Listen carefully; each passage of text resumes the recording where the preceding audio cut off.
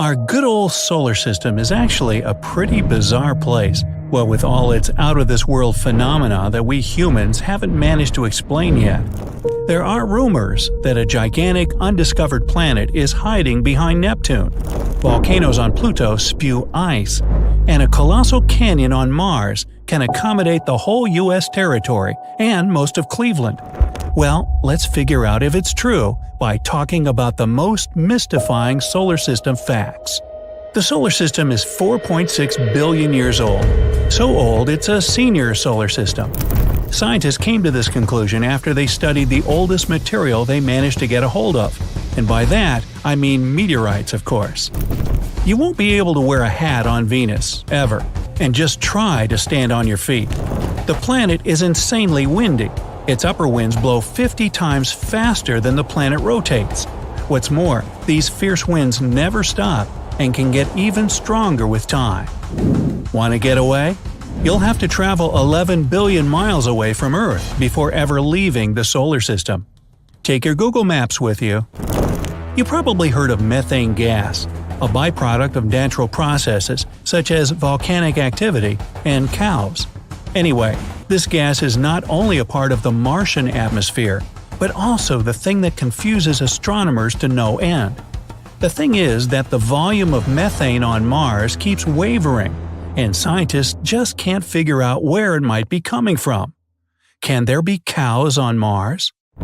As you may remember, Pluto used to be a planet but was stripped of this title in 2006. Later, it was reclassified as a dwarf planet. Gee, make up your mind. But the most unexpected fact about this celestial body is that its diameter is smaller than that of the US. See for yourself. The greatest distance across the country, from Maine to Northern California, is about 2,800 miles. As for Pluto, it's only 1,473 miles across. The planet Uranus, or Uranus, you can't win either way, rotates on its side, and astronomers have no idea why the planet has chosen such an unusual position. The culprits could be ancient mega-powerful collisions, but so far it's just a theory. By the way, this is the only planet laying on its side. Our Sun is insanely massive. Want some proof? Well, 99.86% of all the mass in the solar system is in the mass of the Sun, in particular the hydrogen and helium it's made of. The remaining 0.14% is mostly the mass of the solar system's 8 planets. Earth might not be the only tectonically active planet in the solar system. Astronomers have spotted some landforms looking like cliffs on Mercury. If it's so, the tectonic activity could explain the rapid shrinking of the planet. In most sci-fi movies about space, the main character gets into an asteroid belt and must dodge countless rocks that threaten to damage their spacecraft. Well, sorry to disappoint, but that's nothing like the real thing. The only asteroid belt astronomers know about is located between Mars and Jupiter. There are thousands of asteroids in this region, but they're so widely spaced that the chance of collision is next to nothing. You just ruined it. Sorry. Behind the orbit of Neptune lies the mysterious Kuiper Belt, filled with massive icy objects. The most curious thing about this space formation, though, is that scientists can't explain the pattern of its movement. The only explanation they have is that Neptune might be hiding a ginormous planet from our sight. This hypothetical planet has already got the name Planet 9, and all we have to do is wait until its existence is confirmed. Or not. Volcanoes on Earth are as different from those on Pluto as fire and ice, and I mean it. While we have volcanoes spilling lava on our planet, the volcanoes on Pluto spit ice.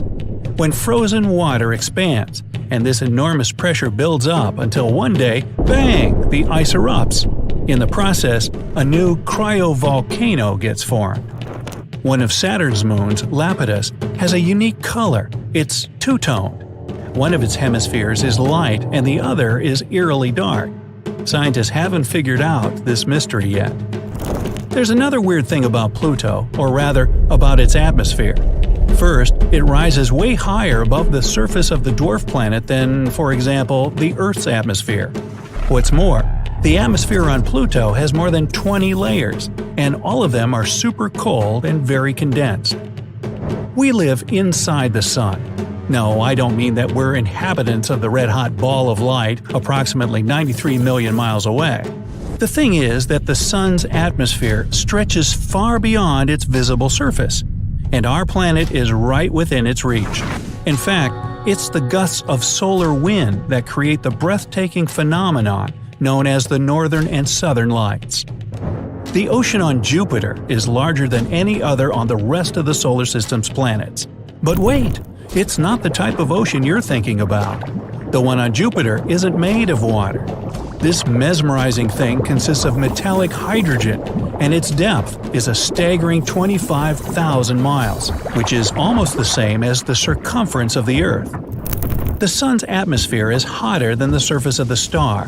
While on the surface, the temperature reaches 10,000 degrees Fahrenheit, the upper atmosphere heats up to millions of degrees.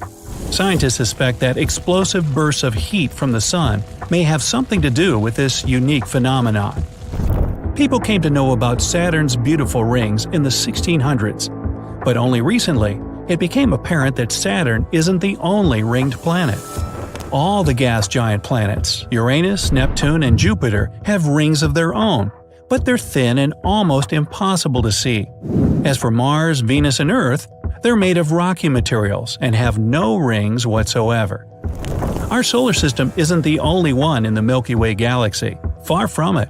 The galaxy we live in houses about 100 billion solar systems. And if that's just our galaxy alone, can you imagine how many there are in the whole universe? At any given moment here on Earth, you can stumble across a rock that's arrived from Mars. After scientists analyzed the chemical content of some meteorites found in the Sahara Desert, Antarctica, and other places on our planet, they came to the shocking conclusion that they have a Martian origin. Since Mercury is the closest planet to the Sun, many people simply assume that it's also the hottest, and that's where they get it wrong, because, in fact, Venus, which is about 30 million miles further from the Sun than Mercury, is way hotter. The thing is that Venus has an incredibly thick atmosphere, which is 100 times denser than the one we have on Earth. On top of that, this atmosphere consists almost entirely of carbon dioxide, also known as a greenhouse gas. These factors make the temperatures on the planet rise to a staggering 875 degrees Fahrenheit, which is hot enough to melt lead. As for Mercury, its maximum temperatures reach only 800 degrees. Jupiter's moon, Io, exists in never-ending chaos due to hundreds of smoking volcanoes on its surface. If you ever visit this place, send me a postcard. Now, you'll see the smoke from these volcanoes billowing up high into Io's atmosphere. The most enormous volcano in the whole solar system, at least that we know of, is on Mars. The size of this monster is almost as great as the state of Arizona, and its height is as big as that of Mount Everest. How did it grow this huge? The answer is simple. There's much less gravity on Mars in comparison with our planet. Even if you're a tiny celestial body, you can still have a moon of your own. Hey, it's not that hard.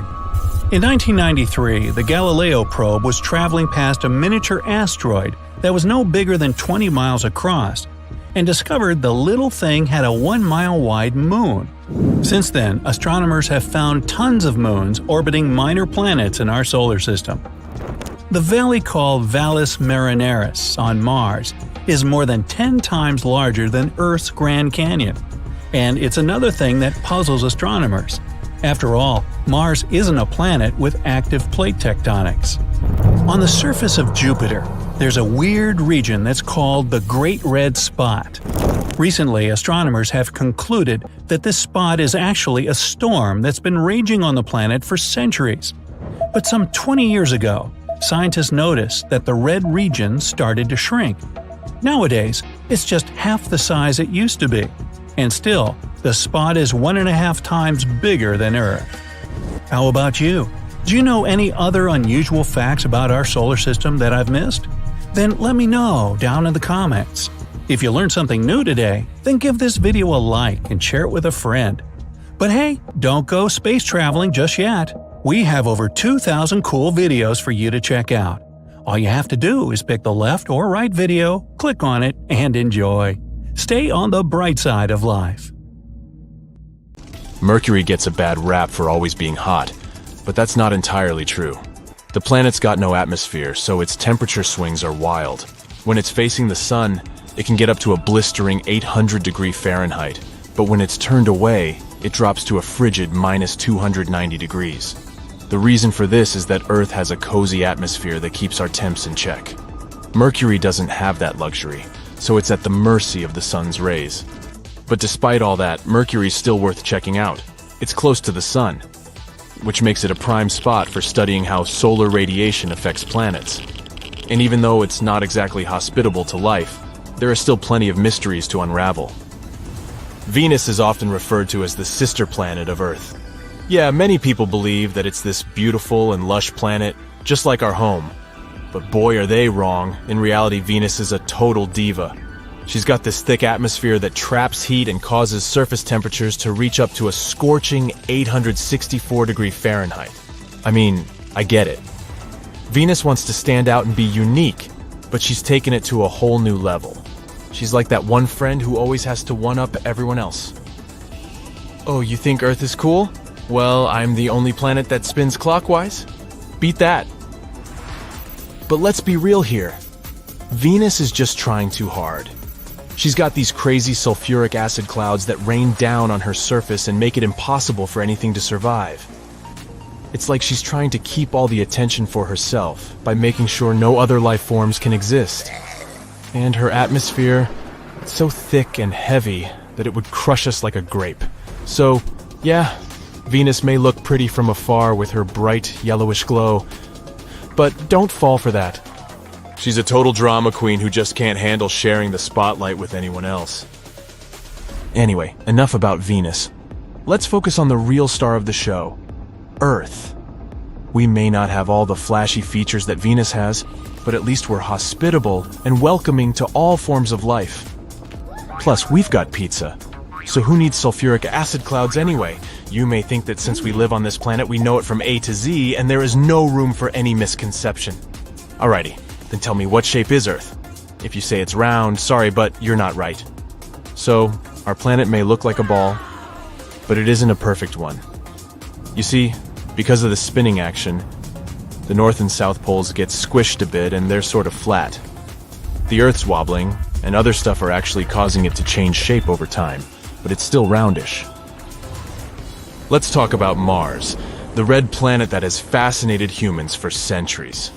Now, I know we all have this idea that Mars is this habitable planet that we can just pack our bags and move to if Earth becomes uninhabitable.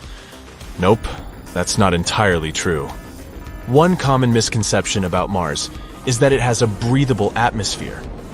While Mars does have an atmosphere, it is much thinner than Earth's and consists mostly of carbon dioxide, making it unsuitable for human life without extensive life support systems. So if you're planning on taking a stroll on the surface of Mars, you better pack your oxygen tanks. But hey, that doesn't mean we should give up on our dreams of colonizing Mars. Who knows? Maybe in a few decades, we'll be able to call Mars our second home. Some people think Jupiter is a solid planet, but let me tell you, that's just a bunch of hot air. Literally. Jupiter is actually a gas giant made up mostly of hydrogen and helium. It's so massive that it doesn't even have a solid surface. I mean, I thought my bed was soft, but floating on a cloud of gas sounds pretty comfy too. Jupiter's atmosphere gradually transitions into its interior, which means it's like a never-ending party in there. Saturn's rings are one of the most fascinating features of the planet. So, a common misconception about Saturn is that its rings are solid. In reality, Saturn's rings are made up of countless small particles of ice and rock that orbit the planet. They stretch out over 174,000 miles from the planet's surface, but are only about 65 feet thick. The particles that make up the rings range in size from tiny specks of dust to large boulders. Scientists believe that the rings were formed from debris left over after the formation of Saturn and its moons. Over time, the particles were pulled in by Saturn's gravity and formed into the beautiful rings we see today. Saturn's rings also have some amazing features, such as gaps and divisions caused by the gravitational pull of nearby moons. There are also waves and spiral patterns that are created by the gravitational interactions between the particles in the rings. Despite their beauty, Saturn's rings are constantly changing. The particles collide with each other, creating new ones and breaking apart others. This means that the rings we see today may look very different in the future. So next time you look up at Saturn and its rings, remember that you're looking at a cosmic snow globe made up of billions of tiny particles floating around the planet. Now, one common misconception about Uranus is that it's a lazy dude who can't even rotate properly. People think it just rolls around on its side all day long, but let me tell you, that's not entirely true. Sure, Uranus does have a tilted axis of rotation, but it still manages to spin in the same direction as most other planets in our solar system. It's like that one friend who always shows up late to the party, but still manages to have a good time and fit in with the crowd. But let's be real, Uranus is still a bit of an oddball. It's the only planet in our solar system that rotates on its side to such a degree. But after all, variety is the spice of life, right? So cheers to Uranus, the planet that refuses to conform to anyone's expectations. Ugh, I wish I had the guts to be like this.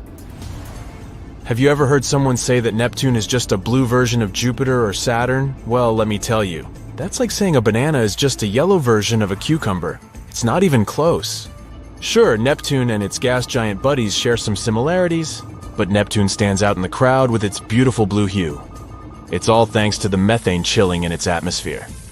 By the way, did you know that it's the farthest planet from the Sun? It's so far out there that it takes almost 165 Earth years for it to complete one orbit around the Sun. Talk about taking your sweet time. And let's not forget about its 14 moons. That's right, Neptune has a whole entourage of moons following it around like groupies at a concert. Maybe they're hoping to catch a glimpse of Neptune's famous blue glow. So next time someone tries to tell you that Neptune is just a knockoff version of Jupiter or Saturn, you can confidently correct them and say, "Excuse me, but Neptune is its own unique gas giant with a fancy blue vibe." Did you know that Pluto isn't actually considered a planet anymore? That's right, in 2006, the International Astronomical Union decided to reclassify Pluto as a dwarf planet. So what exactly does that mean? Well, a dwarf planet is a celestial body that orbits the Sun and is big enough to be rounded by its own gravity. But it hasn't cleared its orbit of other debris. It's a common misconception that Pluto is still considered a planet, but the truth is that it's just not big enough to make the cut. Sorry, Pluto. Don't worry though, you may be small, but you're still loved by many. Plus, being a dwarf planet is pretty cool too. You get to hang out with other celestial misfits like Ceres and Haumea. So keep on orbiting, Pluto. We still think you're out of this world.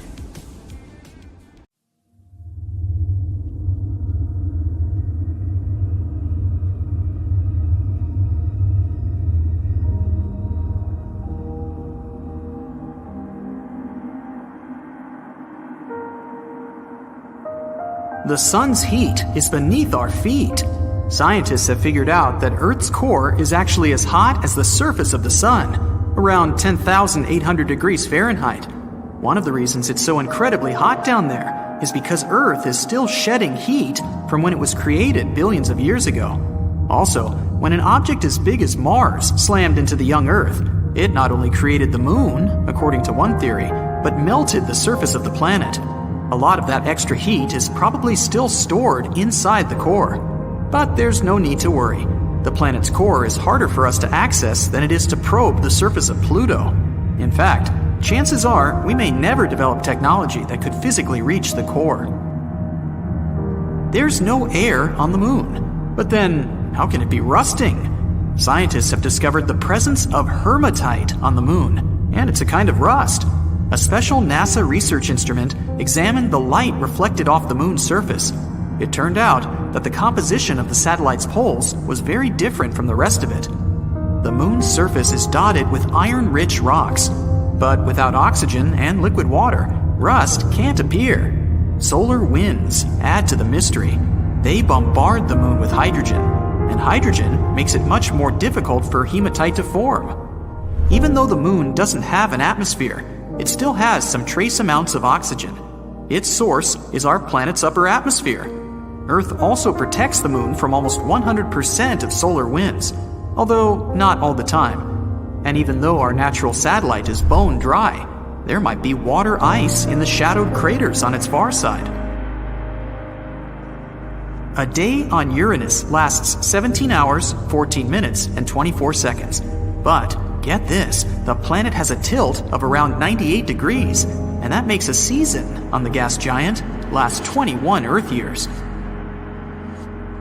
Mars has 2 moons, Phobos and Deimos. In the next 30 to 50 million years, Mars's gravitational forces will tear Phobos apart, and it will likely result in the formation of a ring around the planet.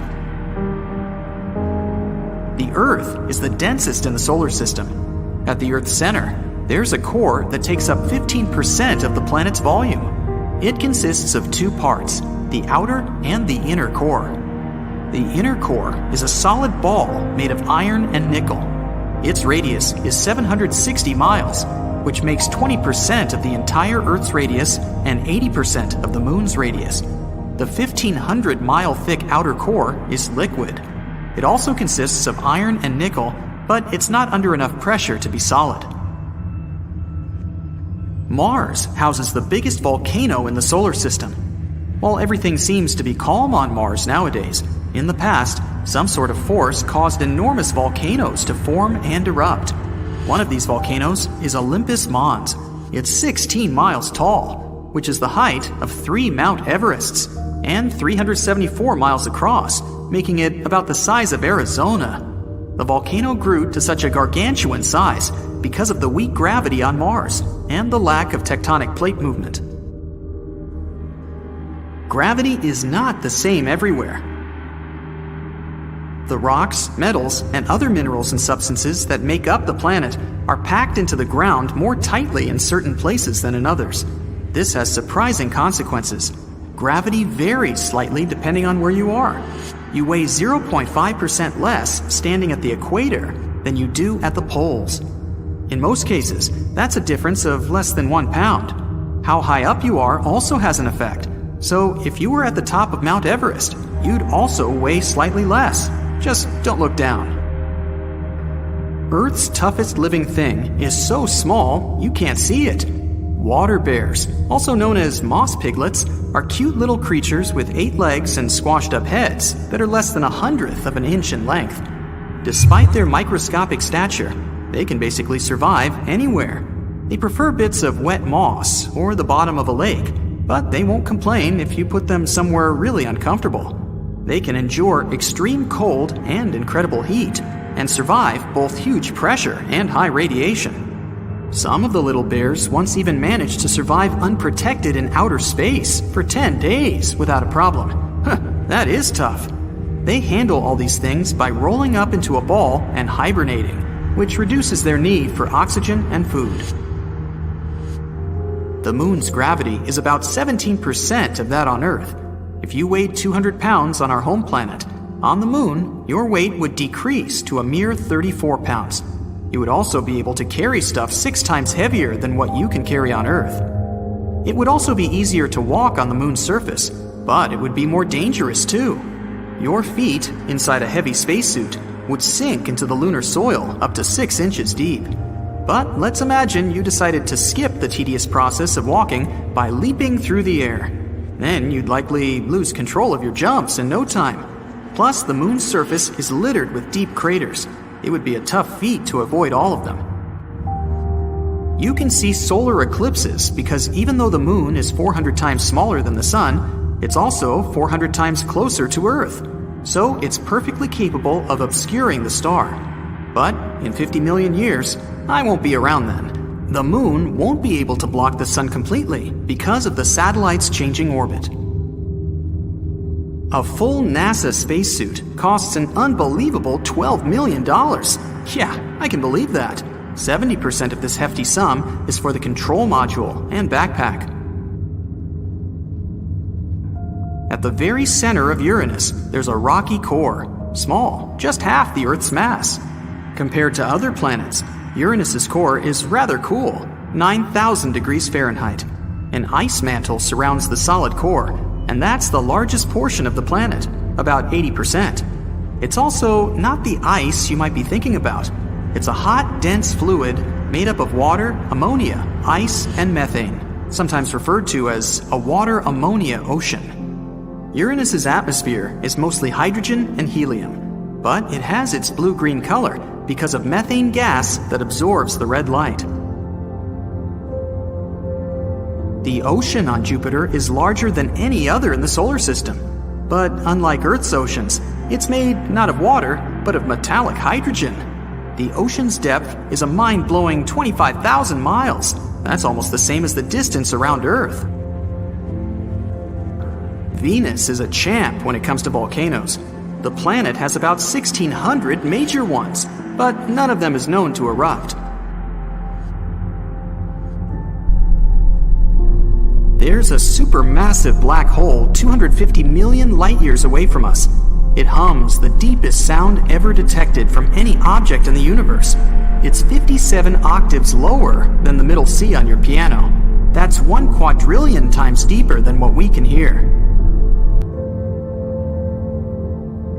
Mercury is a few billion years old. In 2016, scientists discovered some abnormalities on the planet's surface, showing that it's getting smaller. After more research, they found out that Mercury hadn't finished cooling down yet. There are planets that aren't bound to any star orbit and aimlessly wander through outer space. Among the most spectacular-looking space objects are pulsars. Pulsars are a type of neutron star. They shoot out some of their material almost at the speed of light. Regular pulsars spin at a reasonable speed, between 1/10 to 60 times per second. But millisecond pulsars can spin at an impressive 700 times a second, which is way too fast for the human eye to even process. As they spin, they emit a beam of radiation from their axis that looks like the light from a lighthouse. Astronomers can notice pulsars when they face Earth, since it looks like a light being shined on our planet. When the light shines elsewhere, the pulsar can't be seen. Our sun is insanely massive. Want some proof? 99.86% of all the mass in the solar system is the mass of the sun. In particular, the hydrogen and helium it's made of. The remaining 0.14% is mostly the mass of the solar system's 8 planets. Saturn's rings are very thin compared to its size. If you had a scale model of the planet that was 3 feet wide, the rings would be 10,000 times thinner than a razor blade. Even though Venus is the hottest planet in our solar system, it still has snow. But not what you'd expect. It snows metals and rains acid. Not a great vacation spot.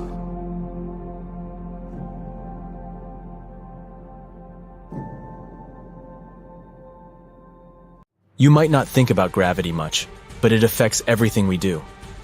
It's the reason why things fall down instead of flying up. It keeps us connected to the Earth, so we don't float away into space when we jump. But for physicists, gravity is something more. It's a fascinating puzzle that needs to be solved to understand how the universe works, and they're on a quest to uncover its secrets. So what's so mysterious about it? Let's see. We've learned a lot about gravity from the legendary Isaac Newton. He was the first to invent the law of gravitation. He taught us that any 2 objects in the universe can't help but be attracted to each other. It's like they have this secret gravitational crush going on. How strong this attraction is depends on 2 things. How big the objects are, that is their mass, and how close they are to each other. But here's where it gets cool. Gravity isn't just a 2-object dance. It's a complex space choreography. Take our solar system, for example. The sun plays the lead role, using its gravitational pull to keep all the planets in their orbits. But each planet also has its own gravitational mojo, tugging at the sun and even its neighboring planets. Then, a few hundred years later, another hero, Albert Einstein, took gravity to a whole new level. He described the theory of general relativity. According to Einstein, gravity isn't just a regular force. In reality, it's curving and warping the fabric of space-time. Think of it as a heavyweight champion sitting on a rubber sheet. The sheet bends and curves under the weight, and the smaller objects nearby can't help but roll towards the heavy weight. Now, even though we can't see space's curves with our own eyes, we can see what happens to objects that get caught in its grasp. Getting pulled by gravity is like being caught in a whirlwind of forces. The caught object starts spiraling downward, just like a coin in those penny slot cyclone machines you find at tourist shops. Or it might move gracefully in circles, like bicycles racing around a velodrome track.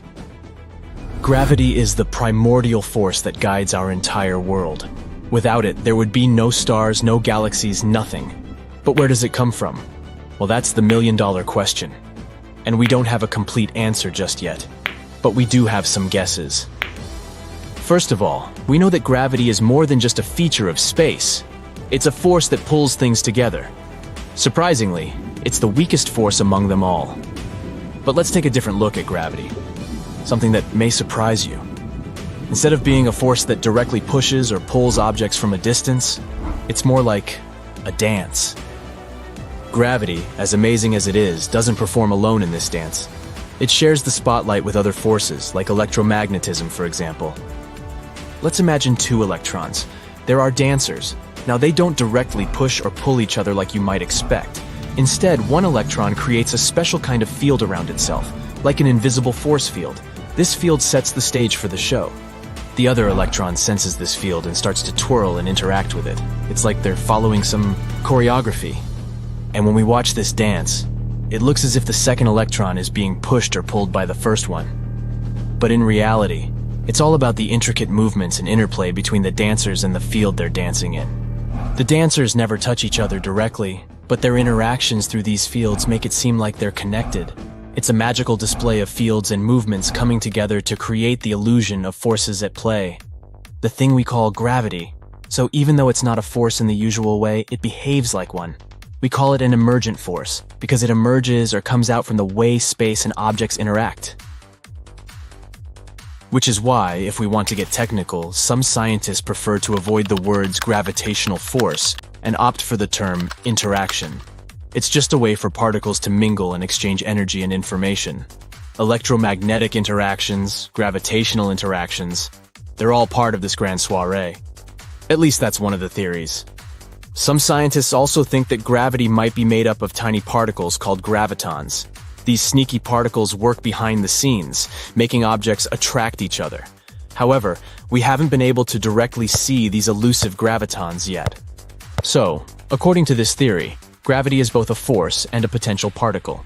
As you can see, we have some struggles with explaining how gravity works on a large scale. But at least we have a good understanding of how it behaves in certain situations, like how planets orbit the sun, or how objects fall to the ground and stuff. But what happens when we zoom into the atomic scale? And what if we venture into the depths of black holes and the Big Bang? Now here's where gravity's wild ride goes off the rails. First, let's enter the realm of quantum mechanics. There's something peculiar that happens in this tiny world. Gravity, the force that pulls things together, seems to take a back seat.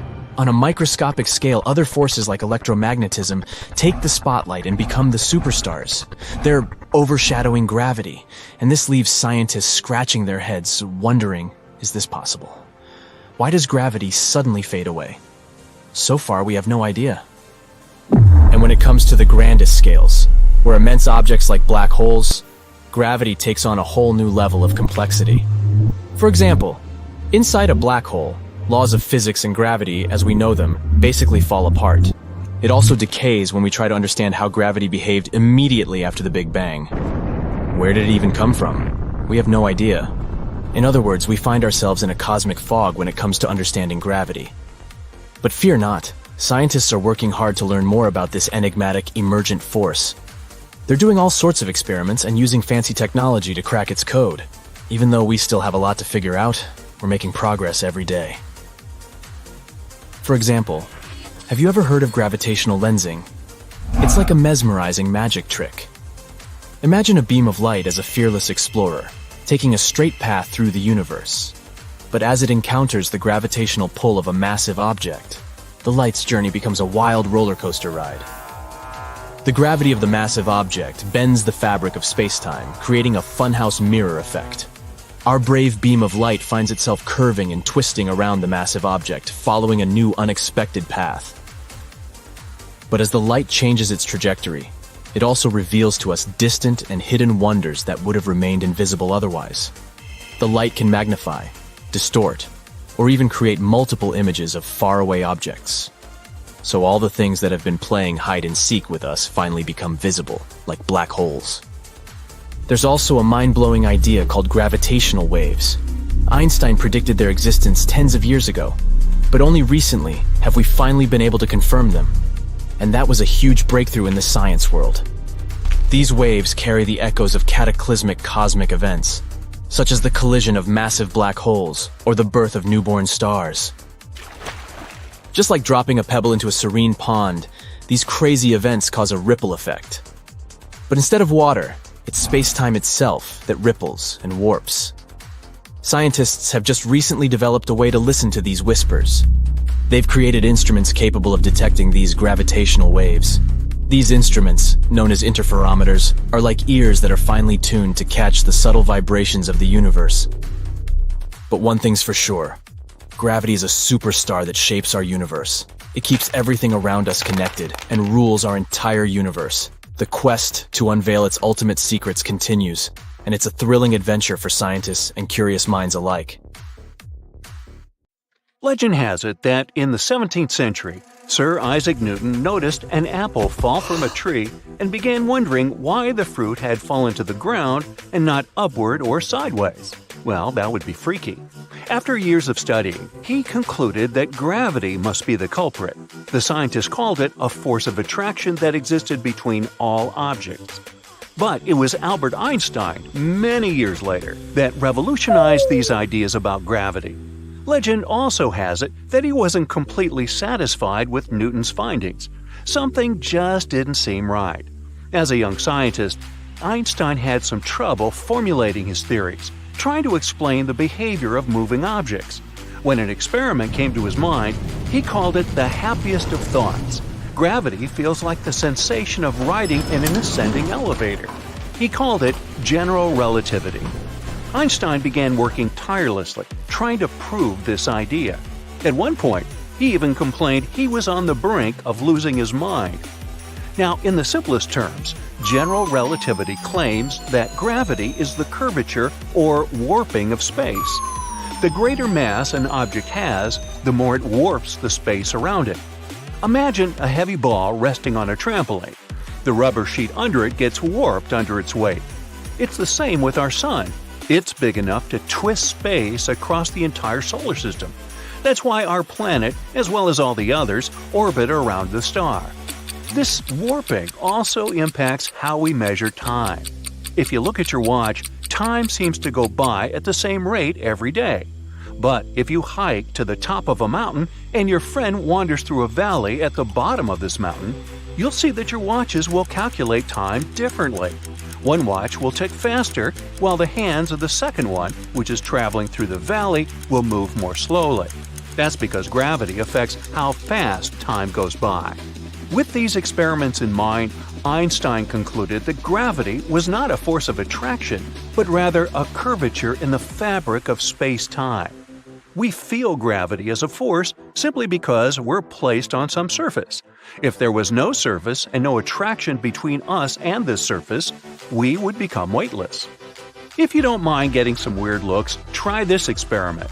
You'll need a bathroom scale and an elevator to ride. You'll soon see that your weight fluctuates as you move up and down in the building in the elevator. The gravitational force is the same, but your weight is different because the elevator speeds up and slows down. Aboard the International Space Station, astronauts literally move along with the station, so there's nothing to push them against the side of the station so that they have some weight. Even if we still think of gravity as a force, it's the weakest one we know. First of all, it only attracts. There's no negative counterpart that could push things away. And weirdly, even though this force is strong enough to keep galaxies together, we still overcome it every day. Every time you lift an object off the floor, you overcome the force of gravity produced by the entire Earth. Ooh! Just to paint a better picture, Earth's gravitational pull is weaker than the power of a refrigerator magnet. The fact that our planet has gravity also affects the way we look and act. All creatures on Earth are limited in growth by the height of their skeleton and by how much weight it can carry, which is directly proportional to gravity. That's why some marine creatures can grow bigger. The largest animal on our planet right now is the Antarctic blue whale. It's about the size of 2 school buses combined. That's because sea creatures can float, which slightly counteracts gravity. The effects of gravity can be seen in people, too. We are taller in the morning than we are in the evening. Our everyday activities and the added effect of gravity make the cartilage in our ankles, knees, hips, back, and neck compress. Once you have overnight rest, the cartilage swells back to normal. Gravity might also affect your shower routine. That is, if you're an astronaut. They have to rely on the old-fashioned way of bathing up there on the space station. They can't take a shower since the force of gravity up there is different and water doesn't flow as it should. Instead, they use liquid soap, water, and no-rinse shampoo. They first squeeze some liquid soap and water from pre-made water pouches onto their skin. Next, they open the no-rinse shampoo and add a little water to wash their hair. Towels are then used to wipe off the excess water, which is really precious in space. To make sure they recycle it, an airflow system quickly evaporates excess water. Gravity and weight shouldn't be confused. Astronauts on the space station do float, and you may sometimes hear that they are in the state of zero gravity. It's far from the truth, though, since gravity up there is about 90% of its value on our planet. But astronauts look and feel weightless, since weight is the force a certain object exerts on them back on Earth. Most creatures have evolved to sense and adapt to Earth's gravitational pull. In the sea, for instance, some fish have floating calcium carbonate deposits in their heads. Scientists call them ear stones, and they're pulled down by gravity. They act like a fish's internal compass. Now, plants have evolved to grow starch grains in the tips of their roots. They use this amazing feature to force their roots deep down into the soil. As little as we seem to understand it these days, we do need gravity for way more things than we can imagine. For instance, some bacteria become even more dangerous in space where there's little to no gravity. Salmonella, for example, the type of bacteria that is known to cause food poisoning, becomes 3 times nastier in the condition of microgravity. So you really gotta cook your chicken. Our own moon stays where it is because of the effects of gravity, too. If it weren't for this force, our satellite would have floated away by now. But it's held in place by Earth's gravitational pull. Objects with the biggest gravitational pulls in the universe are black holes. Thankfully, our planet is really far away from any of them. Nothing can escape the gravitational pull of a black hole, not even light itself. Similarly, gravity is different on each planet, and because of that, things weigh differently depending on which planet they're on. Take Earth, for example. An object that weighs 100 pounds here would only be 38 pounds on Mercury. But if you're planning on losing weight fast, try booking a trip to Pluto. Someone who weighs 150 pounds on Earth would weigh no more than 10 pounds on Pluto. The same person would weigh considerably more on Jupiter, which is the planet with the most powerful gravity. 150 pounds on Earth would turn into more than 354 pounds there. No thanks. Remember that experiment with watches ticking at different levels of elevation? It turns out that gravity isn't spread evenly on the surface of Earth. Why? Because our planet isn't a perfect sphere. The mass of Earth isn't evenly distributed either. That's why you get variations in gravity in different locations. More so, gravity is weaker at the equator because of the centrifugal forces produced by the planet's rotation. Since we've always perceived gravity as a force, we seem to believe that it has somewhat of a suction motion. But it's not exactly true. Back in 1998, scientists were baffled to see that the expansion of the universe was speeding up. So they linked this to the repulsive gravity of mysterious dark energy. We now know that dark energy makes up for more than 60% of the mass energy of our whole universe. But since nobody knows what it actually is, we can only make assumptions. And one that's largely accepted is quantum theory, which seems to claim that gravity pushes rather than pulls things in. You got all that? I may need to watch this one again.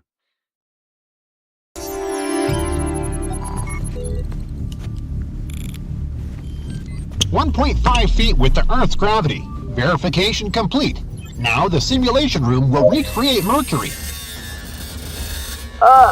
It's so hot in here. Yes, it's like standing next to a volcano.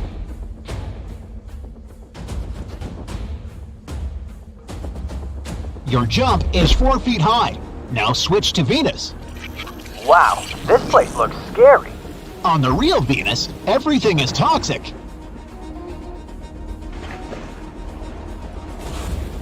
I feel no difference. Yes, the gravity here is almost the same as on Earth. Switch to the Moon. Gravity on the Moon is 10 times lighter than Earth's, 9 feet. The next one is Mars. Huh? It's pretty comfortable here. The gravity here is the same as on Mercury. 4 feet. Now, prepare for the struggle. Huh? What do you... There is no solid surface on Jupiter. Although Jupiter is a great deal larger in size, its surface gravity is just 2.4 times that of the surface gravity of Earth. It's hard to even stand here.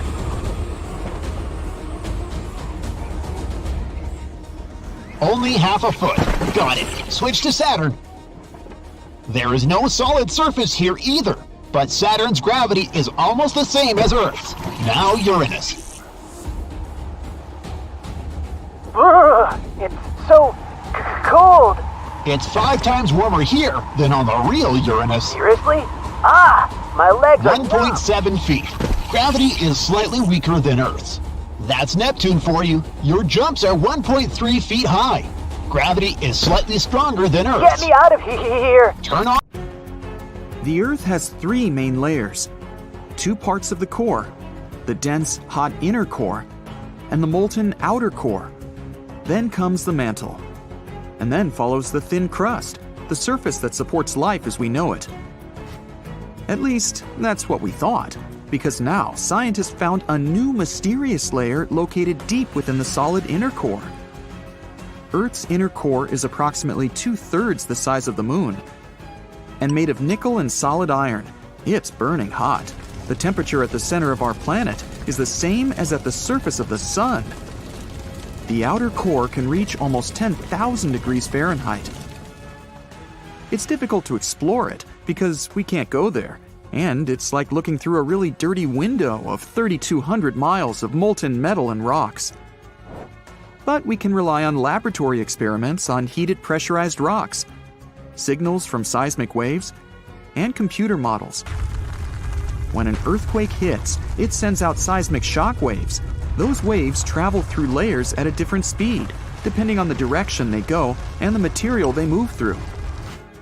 In the new study, a team of scientists set a data set of 100,000 deep earthquakes. Some of them went over 60 miles below the surface. When an earthquake happens on one side of our planet, scientists track its waves all along to the other side. Waves change when they come to the other side, so scientists try to understand the materials these waves have passed through. They found a new layer in the core of our planet thanks to earthquakes. Normally, shock waves travel along the equator, but down below, they digress and go into different directions, about 60 degrees to the side. When waves pass through the inner core going from north to south, they will travel more quickly than waves going through the core parallel to the equator. It's important to understand the core because it creates our magnetic field, which in turn protects the planet from things like solar winds that are charged particles coming from the sun. In the 1960s, we discovered the Earth pulsates every 26 seconds. It's like clockwork, a giant heartbeat. The ground is slightly shaking, but we mostly don't feel it. Researchers can still track it. Some of them think the continental shelf comes as a huge wave break under the oceans. For example, the highest part of the North American continent falls off into a deep abyssal plain. One theory says waves hit this spot, producing regular pulses. It's like having all kinds of drums. You hit them with your hands and accidentally slam that one spot that produces the right harmonic bang to rattle our entire planet. If this theory is true, we're lucky there are no more spots like this that can shake the Earth. Other scientists believe the pulsation happens because there's a volcano near the critical spot, the island of Sao Tome in the Bight of Boni. You're walking, running, and jumping, but when you stop, it always feels like you're standing still. In reality, you're moving even when you're perfectly still because our planet is always on the move. Depending on where you're at, you could be spinning through the universe at more than 1,000 miles per hour. If you're on the equator, you'll move the fastest. Let's say you have a basketball spinning on your finger. Check the ball's equator. A random point on it has farther to go in just one spin than any point near your finger. That means the point on the equator is moving more quickly. The Earth is a planet that recycles all the time. The ground we're walking on is recycled. Our planet's rock cycle turns rocks of one type into another. That's a cycle that goes on and on. The depths of our planet are filled with magma. As magma is going out onto the surface, it hardens into rock. Tectonic processes like volcanic activity, earthquakes, mountain building, and all of the other processes that shape the surface of our planet bring that rock to the Earth's surface. When the rock is on the surface, erosion shapes it and shaves its bits off. Those small particles then get deposited. All the pressure coming from above compacts the particles into sedimentary rocks, like, for example, sandstone. Sedimentary rocks can also end up deeper and deeper under the Earth's surface. Since there's a lot of heat and pressure, they get cooked into metamorphic rocks. They can go back to the surface once again, or even end up being re-eroded. Sometimes the crust plates are pushing one under another, and this way, rocks can transform into magma once again. We've explored only 5% of the ocean so far. The ocean itself, as well as life below the seafloor, is still a mystery. The sediments that are underlying our oceans are home to different microorganisms that exist even at depths of 1.5 miles beneath the seafloor. There are microbes hidden deep inside volcanic rocks below the seafloor off of the parts of the Pacific, hidden under 870 feet of sediment. The biosphere under the seafloor is growing extremely slowly compared to life on the surface. Cell division happens every 10 to 1,000 years. Something's different about the Earth's axis. Climate changes and melting glaciers, mostly in the regions like the Himalayas and Alaska, made the axis shift. Our planet has two kinds of poles. Are the south and north magnetic poles. They affect things such as drift and navigation. The axis that the Earth is spinning around is another kind of pole. It shifted a little bit over time, but we don't know exactly why. Researchers realize there are moving masses of water, pushing the Earth's axis eastward. Take a basin of water as an example. If you're moving it back and forth, sloshing makes the water move its weight all around. A similar thing is happening on a planetary level. No matter how large an earthquake is, no human could ever feel an earthquake on the opposite side of the Earth, although some people claim they did. In 2013, there was one near the Kuril Islands with a magnitude of 8.5. It went around 400 miles deep. It was so strong, people in Australia reported they could feel the ground shaking. The strongest earthquake happened in Chile in 1960 with a magnitude of 9.5. The rupture zone stretched from 311 miles to almost 620 miles along the country's coast. Earthquakes with a magnitude of 10 or higher can't happen. The magnitude depends on the length of the fault where it occurs. The longer the fault, the bigger the earthquake. A fault is a break in a part of the planet's crust. It has rocks on both sides, and they move past each other. We haven't found a fault long enough to generate earthquakes with a magnitude of 10 or more. If it happened, it would extend around most of our planet. An earthquake with a magnitude of 12 would require a fault larger than our planet. One side of our planet is getting colder than the other. The Earth has a system that keeps it warm from the inside, a red-hot liquid interior deep below the surface. It spins and, at the same time, generates a magnetic field and gravity. That way, the Earth's core holds the atmosphere closer to the planet's surface. The Earth also absorbs heat from the Sun, mostly on the surface. The heat doesn't spread equally on all parts of the Earth. One side of the planet, the Pacific Hemisphere, is losing heat more quickly than another, the African Hemisphere. This happens because land traps more heat than the surface under the ocean. The seafloor is way thinner than the landmass. Also, the temperature caused by the heat coming from inside the Earth is getting lower because of huge amounts of cold water above it. Clouds are not just like some fluffy distant pieces of cotton. They weigh more than 1 million pounds and help regulate our planet's temperature. If you take all the water droplets in clouds and bring them to the surface, you could cover the planet with a liquid layer as thin as a human hair. It doesn't seem like a lot, but this water is crucially important for climate. We'd have warmer temperatures if it weren't for the clouds. Have you ever wondered how the world will go down in flames? Will it be due to zombies, extraterrestrial civilizations, or AI taking over? Nah. Turns out it might actually be mosquitoes and scientists causing the chaos. It's funny how things created by nature aren't as threatening as the stuff that doesn't exist naturally. And you know what's on that list? Editing the DNA genome. Experiments with the genetic structure of living organisms can produce completely new species, and no one knows how nature will react to them. Let's look at an example of gene drive. So it all started with malaria mosquitoes. To somehow stop the growth of their population and prevent the spread of malaria, scientists created a gene that magically made mosquitoes only have male offspring. Several insects with this gene transmitted it to others during the mating season, and thus spread infertility. Scientists were able to stop malaria and destroy almost the entire mosquito population. But imagine if something went wrong in the mosquito genome and their population began to increase exponentially. Malaria could spread across all continents and create huge problems for all of us. Now, let's move from the little mosquito problem to a planetary disaster that can be caused by the desire for knowledge, which is deeply embedded in our nature. British cosmologist Martin Rees once said that we lived in the 1st century when human beings could determine the planet's future.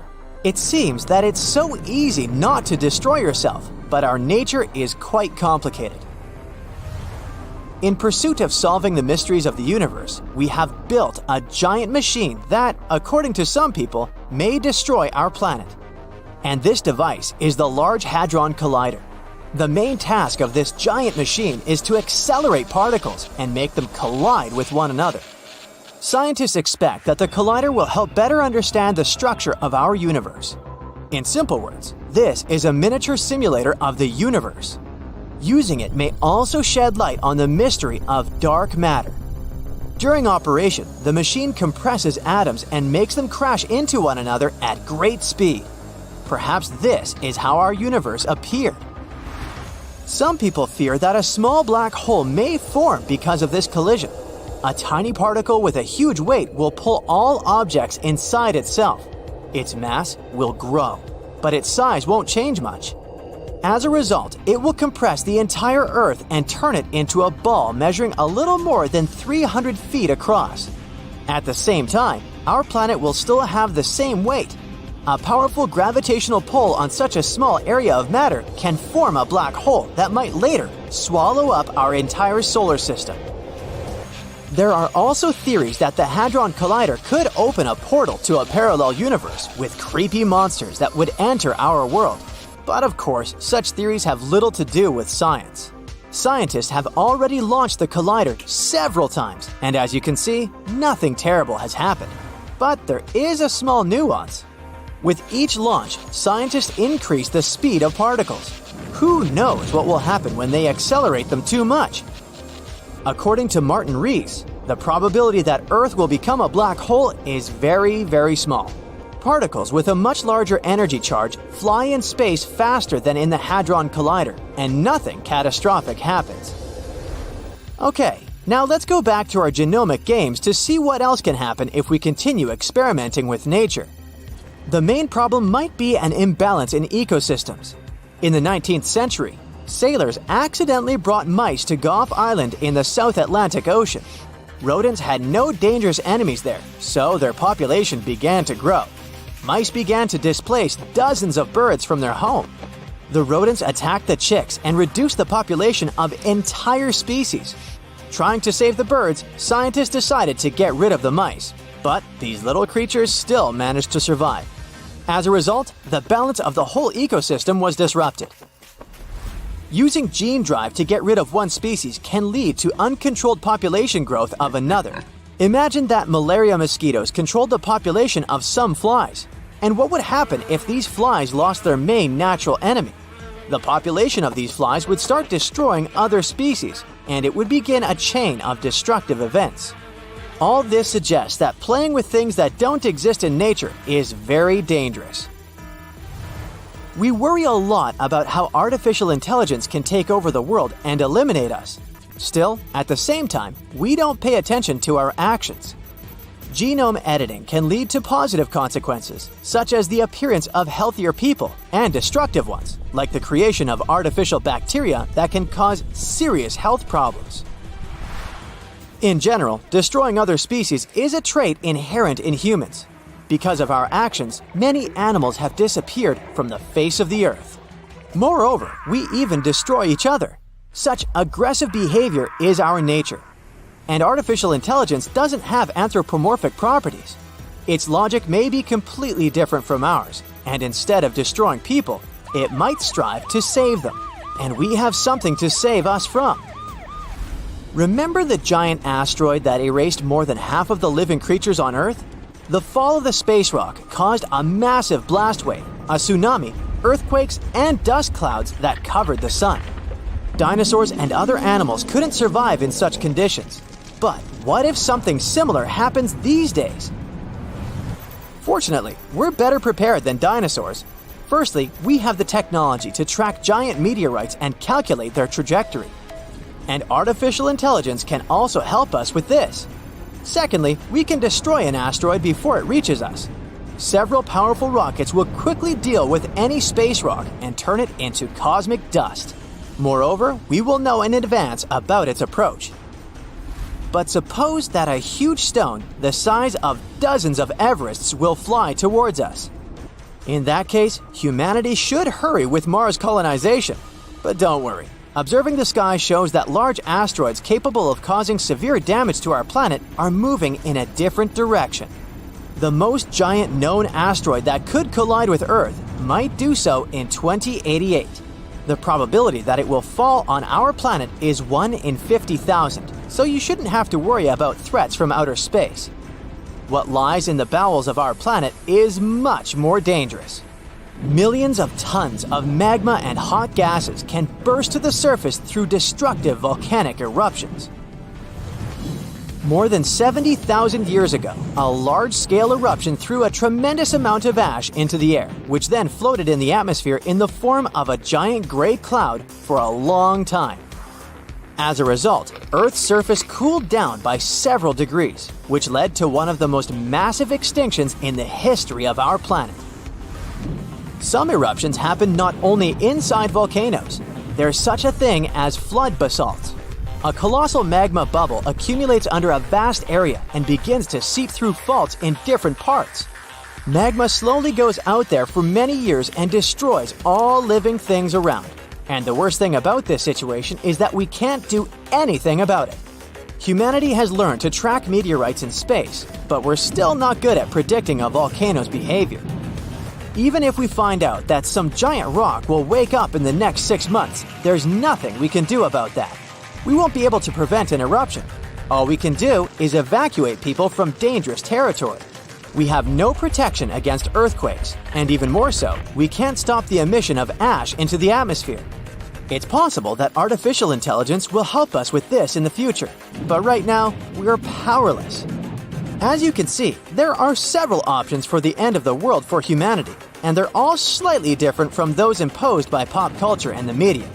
In the end, is it right to look for threats from space or artificial intelligence?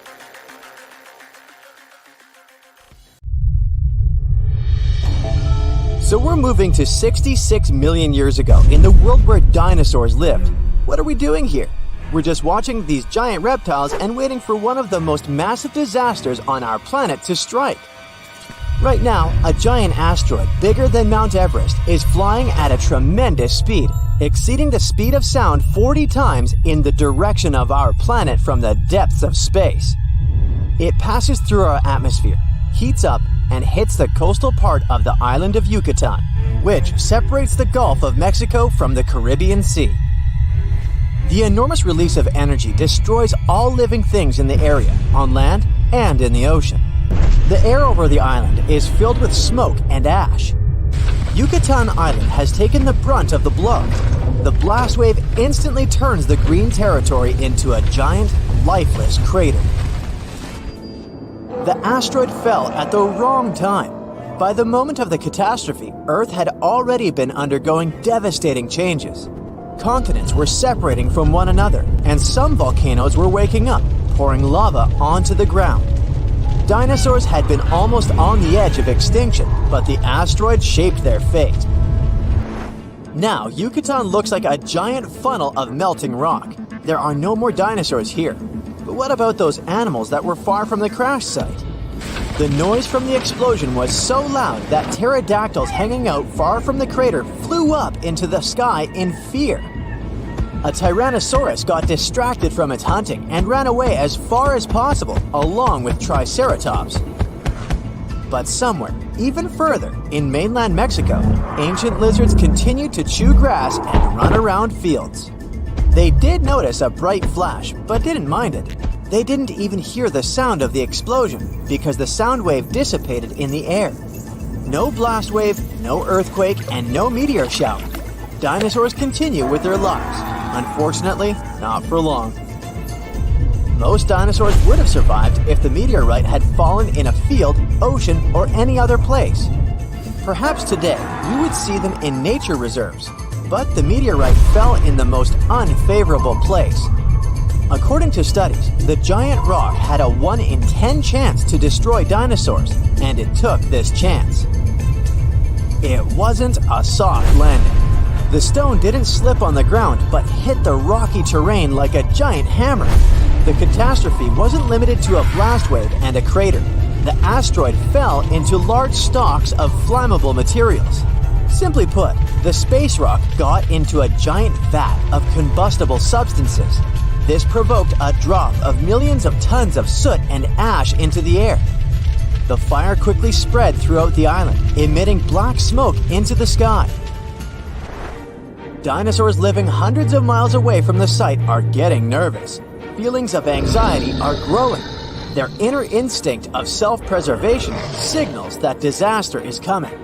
The sky becomes gray and darkens. Black clouds cover the sun and reflect the light. However, these are not just regular clouds, but volcanic ash.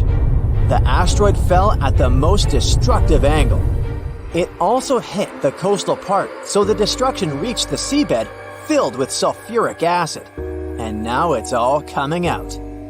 Toxic fumes get mixed with incandescent ash, soot, and metals the meteorite contained. A fiery hot cloud emits acidic smoke that is very harmful to health. And this cloud, driven by the winds, grows and stretches all over the continent. It's getting cold on the ground. Plants, grass, and trees are quickly withering. The green valley, saturated with life, becomes gray and lifeless, which leads to an imbalance in nature. Most dinosaurs can't get fresh grass and leaves. This problem also affects predatory reptiles since the number of herbivorous lizards significantly decreases. Animals start to freeze and starve. They move away to search for some food and find a warm place, but it's too late because a poisonous firestorm is approaching them quickly. Dinosaurs try to hide in burrows and caves. Some lizards are looking at the sky, which is getting darker each second. A tiny sparkle slowly falls from a black, fiery cloud. This is a particle of hot ash. It drops to the ground, touches the dry leaves, and sets them on fire. Millions of such particles fall to the ground. The forest flares up like a match. The smoke from the burning trees rises and becomes part of the expanding ash cloud. The more the fire spreads, the larger the ash cloud becomes. Sulfuric acid vapors mix with molten metal particles and fall to the ground as poisonous droplets.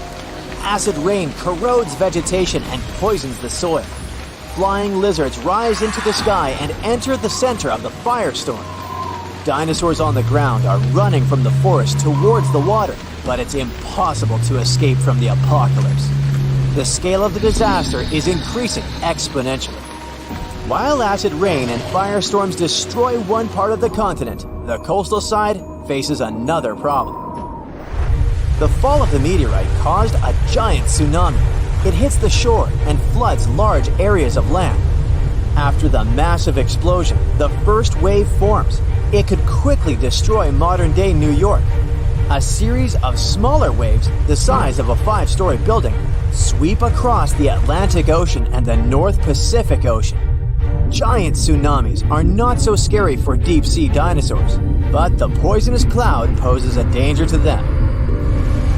Particles of sulfur and ash cover the sky above the water surface and bring down poisonous rain.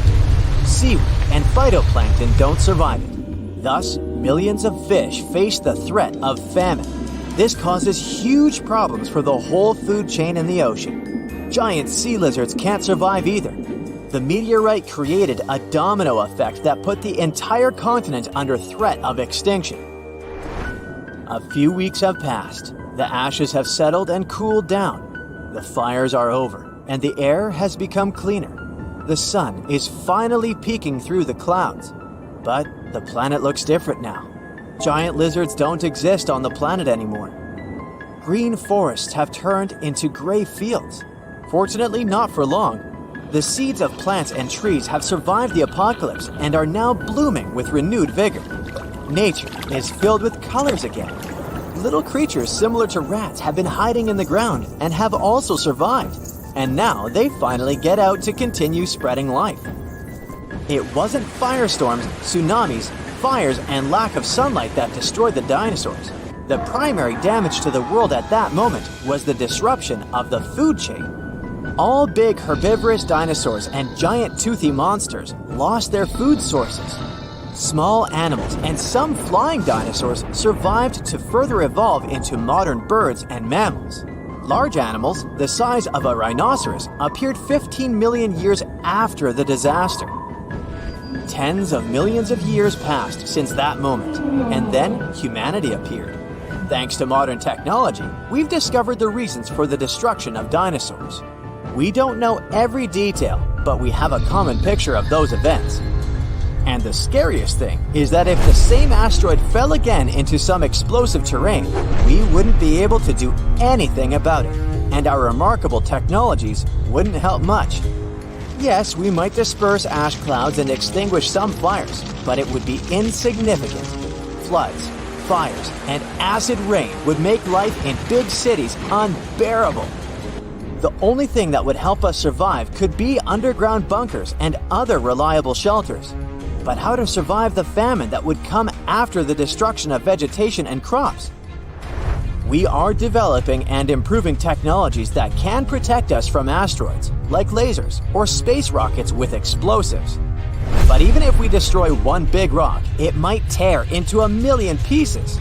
Some will burn up in the atmosphere, and some will fall on the planet in the form of a meteor shower. Anyway, we'll face huge natural disasters. Therefore, all we can do now is hope that no rock from space will come to us. A 40-year-long study has led astronomers to conclude that there's something seriously weird about Jupiter. The largest planet in the solar system doesn't seem to have seasons. The measurements have been taken both by spacecraft and ground-based telescopes. They showed bizarre weather patterns on the gas giant. For example, cold and hot periods throughout the year, which equal 12 Earth years. And at the same time, Jupiter doesn't go through seasonal changes like our planet. On Earth, weather changes between winter, spring, summer, and fall because of the tilt of our planet's axis toward the plane in which it orbits the Sun. This tilt, which is 23 degrees, allows different parts of the globe to receive different amounts of sunlight throughout the year. But Jupiter's axis is tilted toward its orbital plane by a mere 3 degrees. It means that the amount of sunlight that reaches different parts of the planet's surface throughout its long year hardly changes. But the new study has found that there are still certain temperature swings that take place all over the gas giant's cloud-covered globe. Astronomers claim they've solved one part of this puzzle. They've found some hints that such unseasonal seasons might have something to do with teleconnection. This phenomenon describes periodic atmospheric changes in seemingly unconnected parts of the globe, which can lie thousands of miles apart. Scientists have observed teleconnection in the atmosphere of our planet too. One of the most famous examples is known as the Southern Oscillation. That's when changes in the trade winds of the western Pacific Ocean correspond with changes in rainfall across large territories of North America. As for Jupiter, when temperatures rise in specific regions of the planet's northern hemisphere, the same latitudes in the southern hemisphere cool off. Further research also revealed that when temperatures rise in the upper layer of Jupiter's atmosphere, called the stratosphere, it gets colder in the troposphere. This is the lowest atmospheric layer where weather events, such as Jupiter's powerful storms, occur. Researchers hope that by measuring all these temperature changes, they will eventually be able to make a more or less precise weather forecast for Jupiter. Maybe in the future, they will even be able to extend this to other gas giants to see if they have similar patterns. But this isn't the only mystery the gas giant can boast. Let's have a look at some other, no less intriguing puzzles. For example, a 2018 study that found that Jupiter had a delayed growth spurt. You might have heard that the most popular theory about the beginning of the solar system says that, at first, the Sun was orbited by a dust-filled gas cloud. Some time passed, and tiny pieces gathered together into lumps, which later formed planets. But Jupiter was the odd kid. It started off well. The gas giant was gathering around small clumps of matter for 1 million years or so.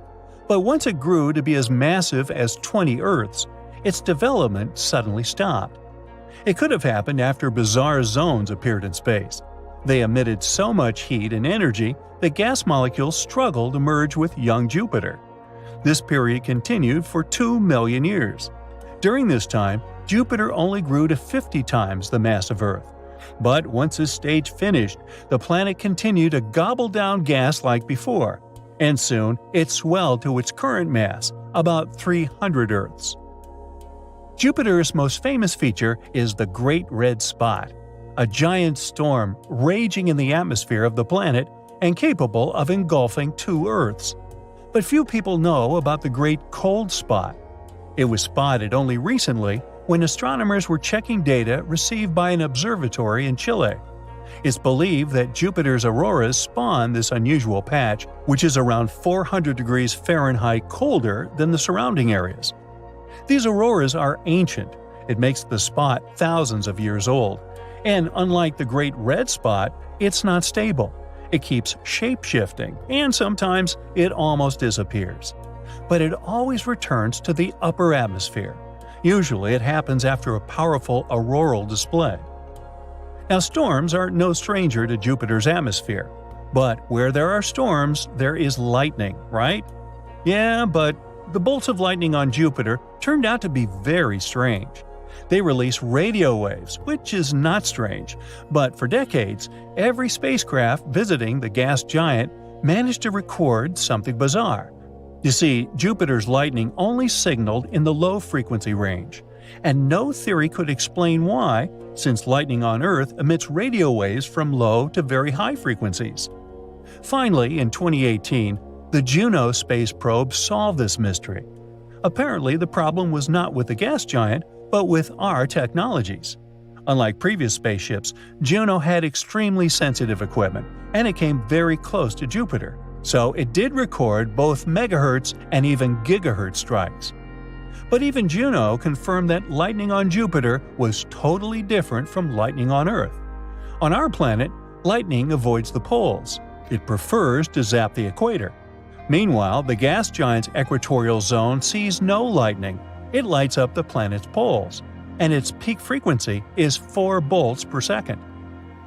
In 2017, when astronomers were searching for the theoretical Planet X, they noticed that some object outside the solar system was tugging at objects within.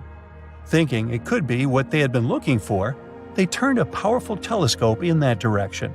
Coincidentally, that patch of sky contained Jupiter. And even though the researchers didn't find Planet X, they noticed 10 previously unknown moons orbiting the gas giant. This brought the number of the planet's satellite to a total of 79. But the coolest thing was that one of the newly discovered moons was very unusual. The thing is, Jupiter's moons move in packs, so 2 of the new satellites were spinning with a group that rotated in the same direction as the gas giant, and the rest was in a cluster spinning against the planet's rotation. As for our weird guy, it was inside the second group but spinning with Jupiter. Unfortunately, it means that the moon will most likely have a short lifespan. An anti-retrograde moon within a retrograde cluster won't be able to avoid a collision. Look at Jupiter's beautiful patterns. Look at these swirls and stripes.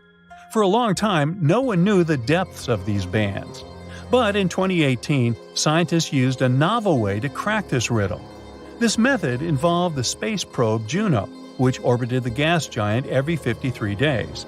Each time it passed by, it measured how strong the pull of the planet's gravity was. It helped astronomers create a 3D image of the stripes. It goes like this. The greater the pull, the greater the mass of the region below. And after examining the gravitational map, researchers concluded that the stripes ran shockingly deep. Most of them plunged to a depth of 1,800 miles. But Jupiter is a gas world, and the winds raging in its atmosphere shift all that mass around, making calculations very difficult. Jupiter has the strongest magnetic field of all the planets in the solar system. It's 20,000 times more powerful than that of Earth.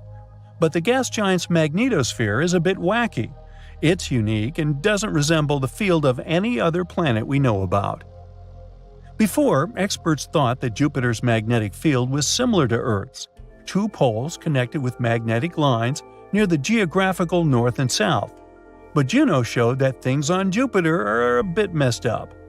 The magnetic south pole is pretty well behaved, but the north pole is a different story. Intensely magnetic ribbons and chaotic pieces of field, some of them without even positive or negative counterparts. Plus, there seems to be another south pole. It might be that Jupiter's hydrogen ocean generates the magnetic field of the planet. And if scientists manage to solve the mystery of Jupiter's magnetosphere, they might also find out what's happening inside the gas giant. But first, they need to understand the bizarre behavior of the planet's poles. Imagine a still, frozen world. It's ancient, about 4.5 billion years old. It's barely heated by the rays of the sun and covered with a thick layer of ice. This world is smaller than our moon, but a bit larger than Pluto. Its name is Europa, the 6th satellite of Jupiter and one of the biggest moons in the solar system. But the coolest thing about this faraway place, it might host life. Astronomers consider Europa one of the most promising places in the solar system to search for new life forms. All because this moon has a huge saltwater ocean with a depth of 40 to 100 miles. Yes, it is hidden under a layer of ice that is estimated to be from 10 to 20 miles thick. But it is still potentially habitable. Astronomers claim that plumes of water erupt from cracks in the ice shell and release the contents of the moon's ocean into space. Of course, it's going to be challenging for any life-seeking missions to access such a deep environment. On the bright side, scientists already have some evidence that there are way shallower pools that probably lie much closer to the surface of the moon. They might be located even less than 1 mile under the ice. And there are 2 great things about this news. First of all, it boosts the odds of life existing on Europa. And secondly, if it's true, it can make it easier for future missions to find these life forms, if there are any. Interestingly, the new discovery about these shallow pools came about by sheer luck. The scientist leading the research, Riley Kohlberg, accidentally saw a presentation of his colleague, a planetary scientist. That scientist showed a picture of double ridges on the surface of Europa, and Kohlberg remembered that he had seen similar ridges on Earth. But while such formations are rare on our planet, they are way more numerous on Europa. The following studies suggested that the ridges on Jupiter's moon might be the result of a specific cycle, similar to that on Earth. In this cycle, liquid water freezes and then thaws inside an ice sheet, which is a rather high-pressure environment. This causes the sheet to move upward over and over again, creating a two-peaked structure. Or at least that's what happens on Earth. If the processes on Europa are similar, it can prove the presence of shallow waters on the satellite. Of course, the temperature, pressure, and chemistry are very different on Europa, and scientists don't know yet how the ice behaves there. That's why they can't understand how deep or large the water pockets are, or how long they need to refreeze. But what is more or less clear is that such under-ice environments on Europa are very likely to be protected from Jupiter's harsh radiation battering the satellite's surface, which in turn increases the chances of life existing on Europa. Now, can we get back to the fact that the ocean on Europa seems to be salty? Red streaks on the satellite's surface might have this color due to their chemical content. They're likely a frozen mixture of water and salts. This is quite unusual because such a composition doesn't match any known substance here on Earth. As for yellow spots on Europa's surface, those might be caused by the presence of sodium chloride. You know this substance as good old table salt. Scientists tried to recreate the conditions on Europa in a lab. They discovered that by combining water, table salt, freezing temperatures, and high pressure, they could get a new kind of solid crystal. This substance might exist both at the bottom of Europa's ocean and on the moon's surface. But besides this information, researchers are in the dark. Hopefully, we'll find the answers to some of these questions around 2030. That's when a mission called Europa Clipper, which is going to be launched by NASA, will probably reach Europa. The mission is going to have several close flybys and figure out if any form of life can exist on the moon. The European Space Agency's JUICE, which stands for the Jupiter Icy Moons Explorer, is going to visit Europa in the next couple of years too. But Europa isn't the only place in the solar system that might host or once hosted life. In 2003, Mars Express, a spacecraft launched by the European Space Agency, discovered methane in the atmosphere of Mars. On our planet, the biggest part of this gas in the atmosphere is produced by living creatures, for example by cattle digesting food. However, scientists think that methane was stable in the Martian atmosphere for about 300 years. And then, in 2006, the methane almost entirely vanished from the red planet, and it happened 600 times faster than researchers' models accounted for. The question, what or who generated the gas, and where did it go? Another Martian mystery is microbes that may be sleeping beneath the surface of Mars. There, they might have been protected from the harsh radiation coming from space for millions of years. Scientists simulated the conditions on Mars in a lab to check if it could possibly be true. And they were amazed to find out that bacteria could easily survive in such conditions for 280 million years. Which means that if life existed on Mars, we could find the evidence in the planet's subsurface by drilling into the Martian soil. Right now, there is no flowing water on Mars, and cells or spores would simply dry out. Plus, the surface temperature is similar to that of dry ice. In other words, the surface of the planet is deeply frozen, and still, there could be 6 types of bacteria and fungi living underground on the red planet. The most likely of them is nicknamed Conan the Bacterium due to its tough nature. Well, I guess time will show. Now let's move to Venus. In 2020, scientists announced that in the toxic Venusian atmosphere, there was something that might mean the existence of life. Unfortunately, scientists didn't have any evidence, since there was no chance to collect any microbe specimens or snap any pictures of extraterrestrial life. But they claimed that they had discovered a chemical called phosphine there, and it was a big deal. If it wasn't some previously unknown chemistry that was producing this gas, then there could be some kind of microbial life involved in the process. Phosphine is made up of 3 atoms of hydrogen and 1 atom of phosphorus. This gas is toxic to any terrestrial life form that needs oxygen, including us humans. On our planet, phosphine can be found in places with no or little oxygen, for example, marshes and swamps. The gas is created by complex mixtures of bacteria living there. It can also be produced industrially. Come to think of it, phosphine isn't supposed to be in Venus's atmosphere altogether. This gas needs precise pressure and temperature and tons of hydrogen to form. It wouldn't be all that surprising to find it on Saturn or Jupiter, famous gas giants. But on Venus, totally unexpected. There's no way phosphine can be naturally produced on this planet. Tiny amounts of it can be created during volcanic eruptions, lightning storms, minerals blown up to the surface, or meteorites entering Venus's atmosphere, but not as much as astronomers thought they had observed. And it had to make scientists suspicious, but they were too happy about their discovery. They probably thought it meant there could be life on Venus. But even if this gas was created by some mysterious organisms, it would be a big question how they survived on Venus. On our planet, some microbes can thrive in environments with an acidity of 5%, but no more. On Venus, though, clouds are almost entirely made of acid, containing more than 90% of sulfuric acid. The Venusian atmosphere is also 50 times as dry as the driest place on our home planet. And indeed, in 2022, thanks to better and more high-resolution telescopes, it was concluded that there was no phosphine in Venus's atmosphere. Or even if there was, it was a very small amount. So far, we need to look for signs of life further away from Earth.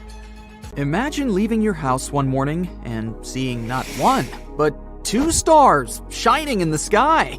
The first one is our good old sun, and the other is Jupiter. But how has a planet turned into a star? And what will now happen to Earth and its inhabitants? Before we find the answer to these urgent questions, we need to revise some things we know about Jupiter.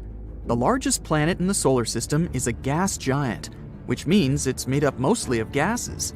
Due to the pressure and temperature differences, these gases separate into layers.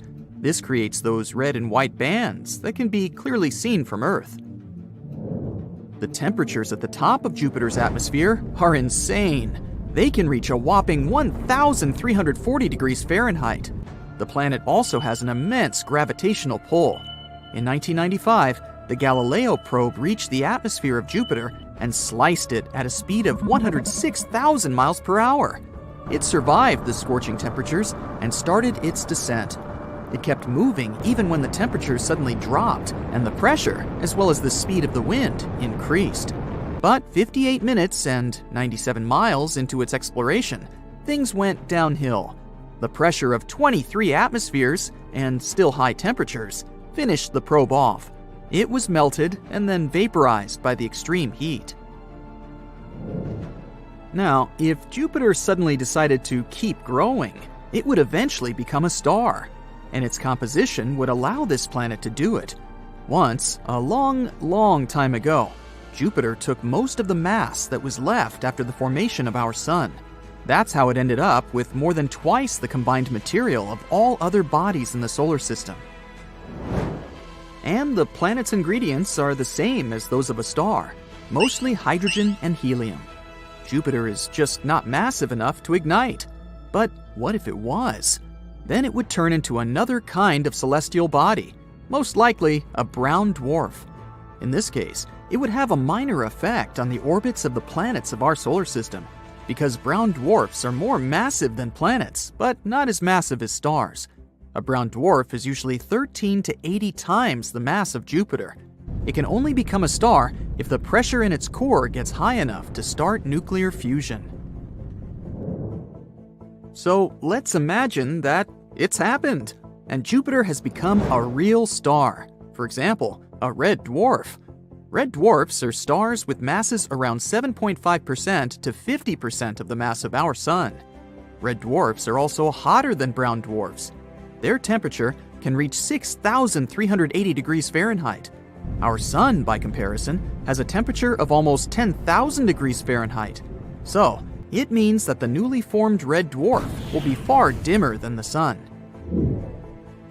And still, red dwarf Jupiter could prevent the inner planets from following their orbits, because they wouldn't be able to find a balance between the gravitational forces of the two stars.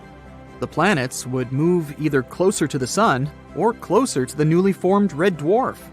If Earth chose the first option, our main star's insane temperatures would probably wipe all living beings off the face of the Earth in no time. If it was the second scenario, we'd probably freeze, since Jupiter, as a dim red dwarf, wouldn't be able to warm us up well enough. But there could be one more option. The inner planets could get thrown out of the solar system altogether. If Jupiter was a star, it would also greatly increase the amount of radiation the surface of Earth would receive. Our atmosphere would have to protect us both from the radiation coming from the Sun and from Jupiter's radiation. Red dwarfs are notoriously active. That's why Jupiter, just like the Sun, would most likely have frequent coronal mass ejections. This is a fancy expression for describing large clouds of electrically charged particles a star releases with a huge burst of speed. Even now, Jupiter has a significant impact on our planet. The gas giant is roughly 318 times as massive as Earth. And this also means it has an outsized pull on our planet. Its gravity can cause shifts in the orbit of our planet and climate swings every 400,000 years or so. When Jupiter's influence is the strongest, Earth usually has colder winters, hotter summers, and more intense periods of wetness and droughts. Also, if Jupiter turned into a red dwarf, its most prominent feature might probably disappear for good.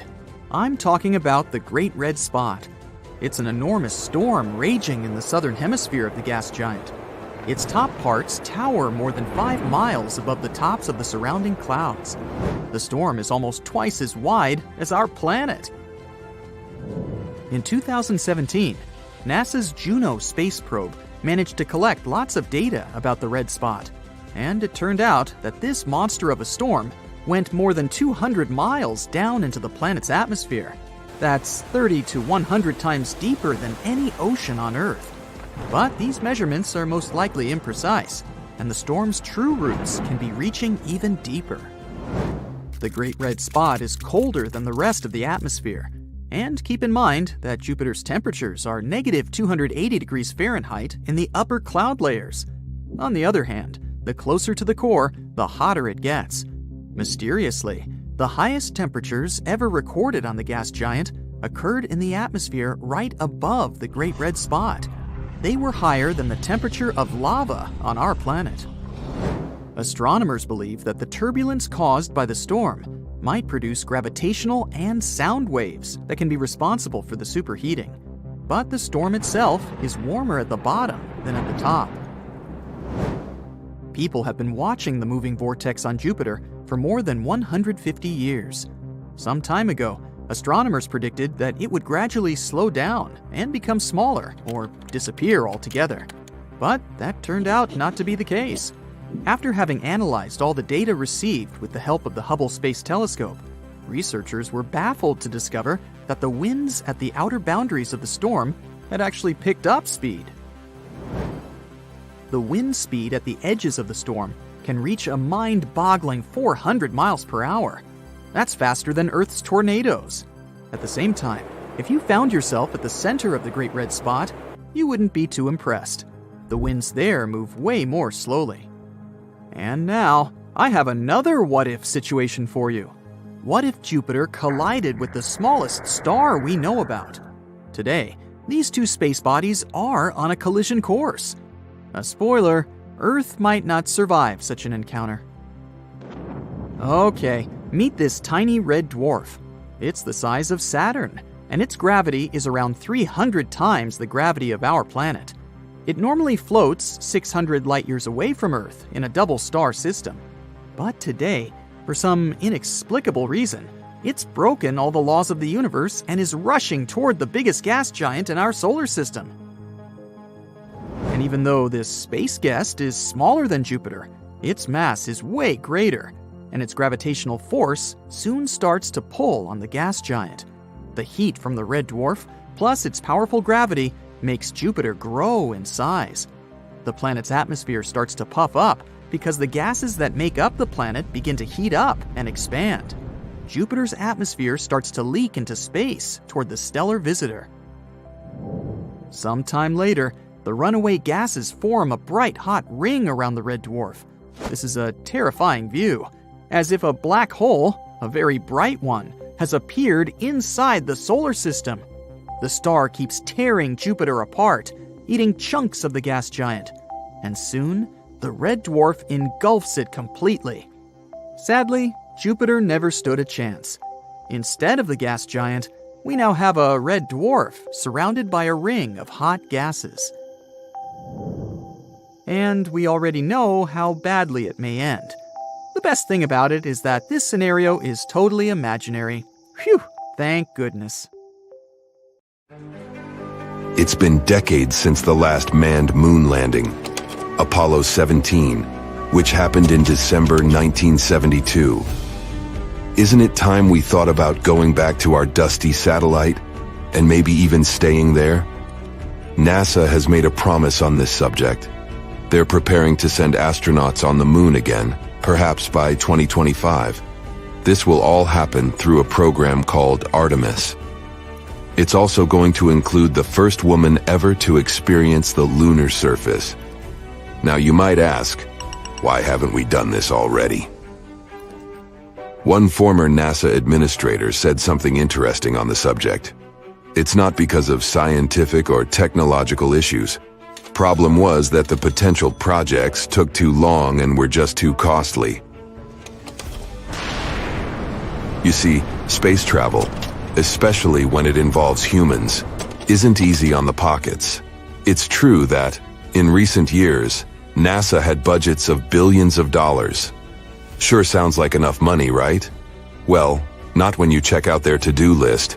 That's because they have to consider everything.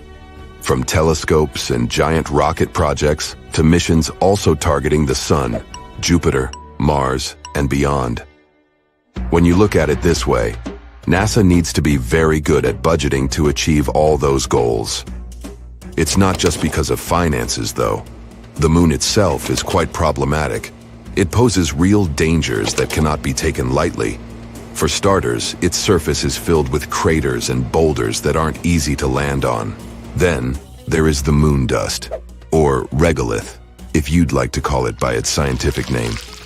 It was created over many years by meteorite impacts. It's extremely harsh and sticks to everything. It can potentially damage spacesuits, vehicles, and systems quite quickly. Also, dealing with the lunar habitat isn't a walk in the park either. The moon has no protective atmosphere.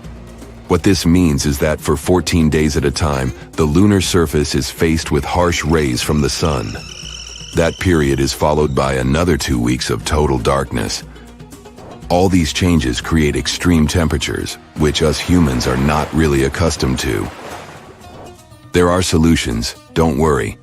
NASA is working on dust and sun-resistant spacesuits and vehicles. They're even developing a system that might supply electricity during those lunar nights. What's even more interesting about this system is it could come in handy on Mars too, once we get there. NASA also needs to draw in really smart people for its projects. Think about it. The average age of the people working for the mission control for Apollo 13 was just 26 years old. And these people had already been part of numerous missions by that time, which means they'd had considerable experience from a very young age. But here's where other individuals can help too. In recent years, it wasn't just NASA who's been working tirelessly to revolutionize space travel. There are many successful people out there with enough resources to join in on these efforts. Some are developing new types of rockets that can land on the moon too. In total, NASA landed 12 people on our satellite. It's definitely one of the most awesome moments in its history, if not the best. And those astronauts did amazing things up there. They brought back rocks, took snapshots, did science experiments, and even left flags behind. These were all important moments of the Apollo missions, but they weren't meant to create a safe place for humans on the moon. Scientists have had this idea of a lunar space station for a long time now. It's only logical. After all, it's just a 3-day trip from Earth. It means we can, technically, afford to make little mistakes here and there, without messing up the whole project. Plus, we'd learn so much before venturing even further into space. A moon base could provide fuel for deep space missions. We could also build telescopes up there, and launch them way easier in space. It could also help us in another important project. Figure out how to make Mars habitable too. Not to mention, a lunar space station would help us learn more about the moon's origin. Who knows, it could even bring in some money because of all that fun, exciting lunar tourism. Either way, the Apollo moon program took a lot of work. For starters, let's look at the sheer number of people involved. Around 400,000, from every corner of the states. Not everything was picture perfect, tough. There were two main unfortunate events. Firstly, a fire mishap at the launch pad of Apollo 1. Secondly, an oxygen tank decided to throw a tantrum on Apollo 13, causing severe issues mid-mission. An important part of the project was Saturn V. It is to this day the most powerful rocket flown successfully, being 36 stories high. Still finding it hard to picture? This rocket stood twice as tall as Niagara Falls. Thanks to Saturn V, NASA successfully completed 13 missions. This included chauffeuring 24 astronauts towards the moon, with half of them even having a little walk on its surface. The existing rockets and space shuttles can't go beyond low Earth orbit. In simpler terms, they can't reach the moon with all the gadgets astronauts need to thrive. Current space vehicles are just not capable of carrying that load, at least not since the Apollo missions happened. Regardless, we did make a lot of progress on Earth and are ready to send astronauts to our satellite pretty soon. Here's where the Artemis project comes in. It's a program overseen by NASA. And to make sure it all goes well, NASA previously launched Orion, a spacecraft with no crew on board to orbit the moon and return to Earth. Think of it as an automated test drive.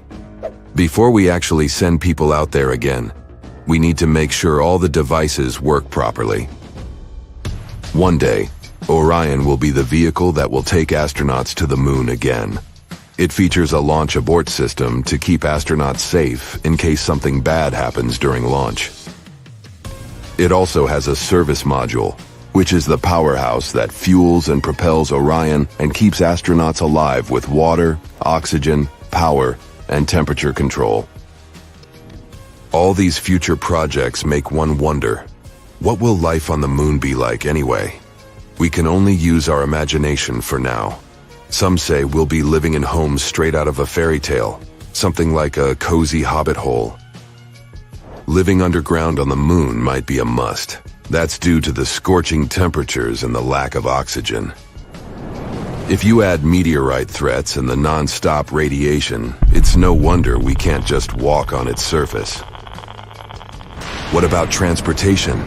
Big and small companies alike are trying to create the ideal moon ride. If current estimations are current, one type of moon taxi will take off as soon as 2024. Unlike our current rockets, these space taxis won't have to deal with the harsh conditions of re-entering Earth's atmosphere. It will be easier for them to make multiple round trips. To support our lunar living, we'll need to have a special area for space taxis to safely take off and land. Think of it as a landing pad on a firm, flat stretch of moon surface, protected by walls to shield against moon dust. Moving around on the moon's surface will be made easier too. The next generation vehicles we're talking about will have their own controlled environment. which means you won't need a spacesuit while inside. Should feel like stepping out of your space ride for a bit. Then of course, you'll need to put on your spacesuit. Alright. So we've got our homes and our rides sorted. But what about fuel? That's where the moon throws us a lifeline. The moon's lighter gravity means we don't need as much power to escape its pull. Plus, the moon has ice, and that's super handy. We might be able to convert this ice into rocket fuel. We'll need dedicated space gadgets to help gather this ice.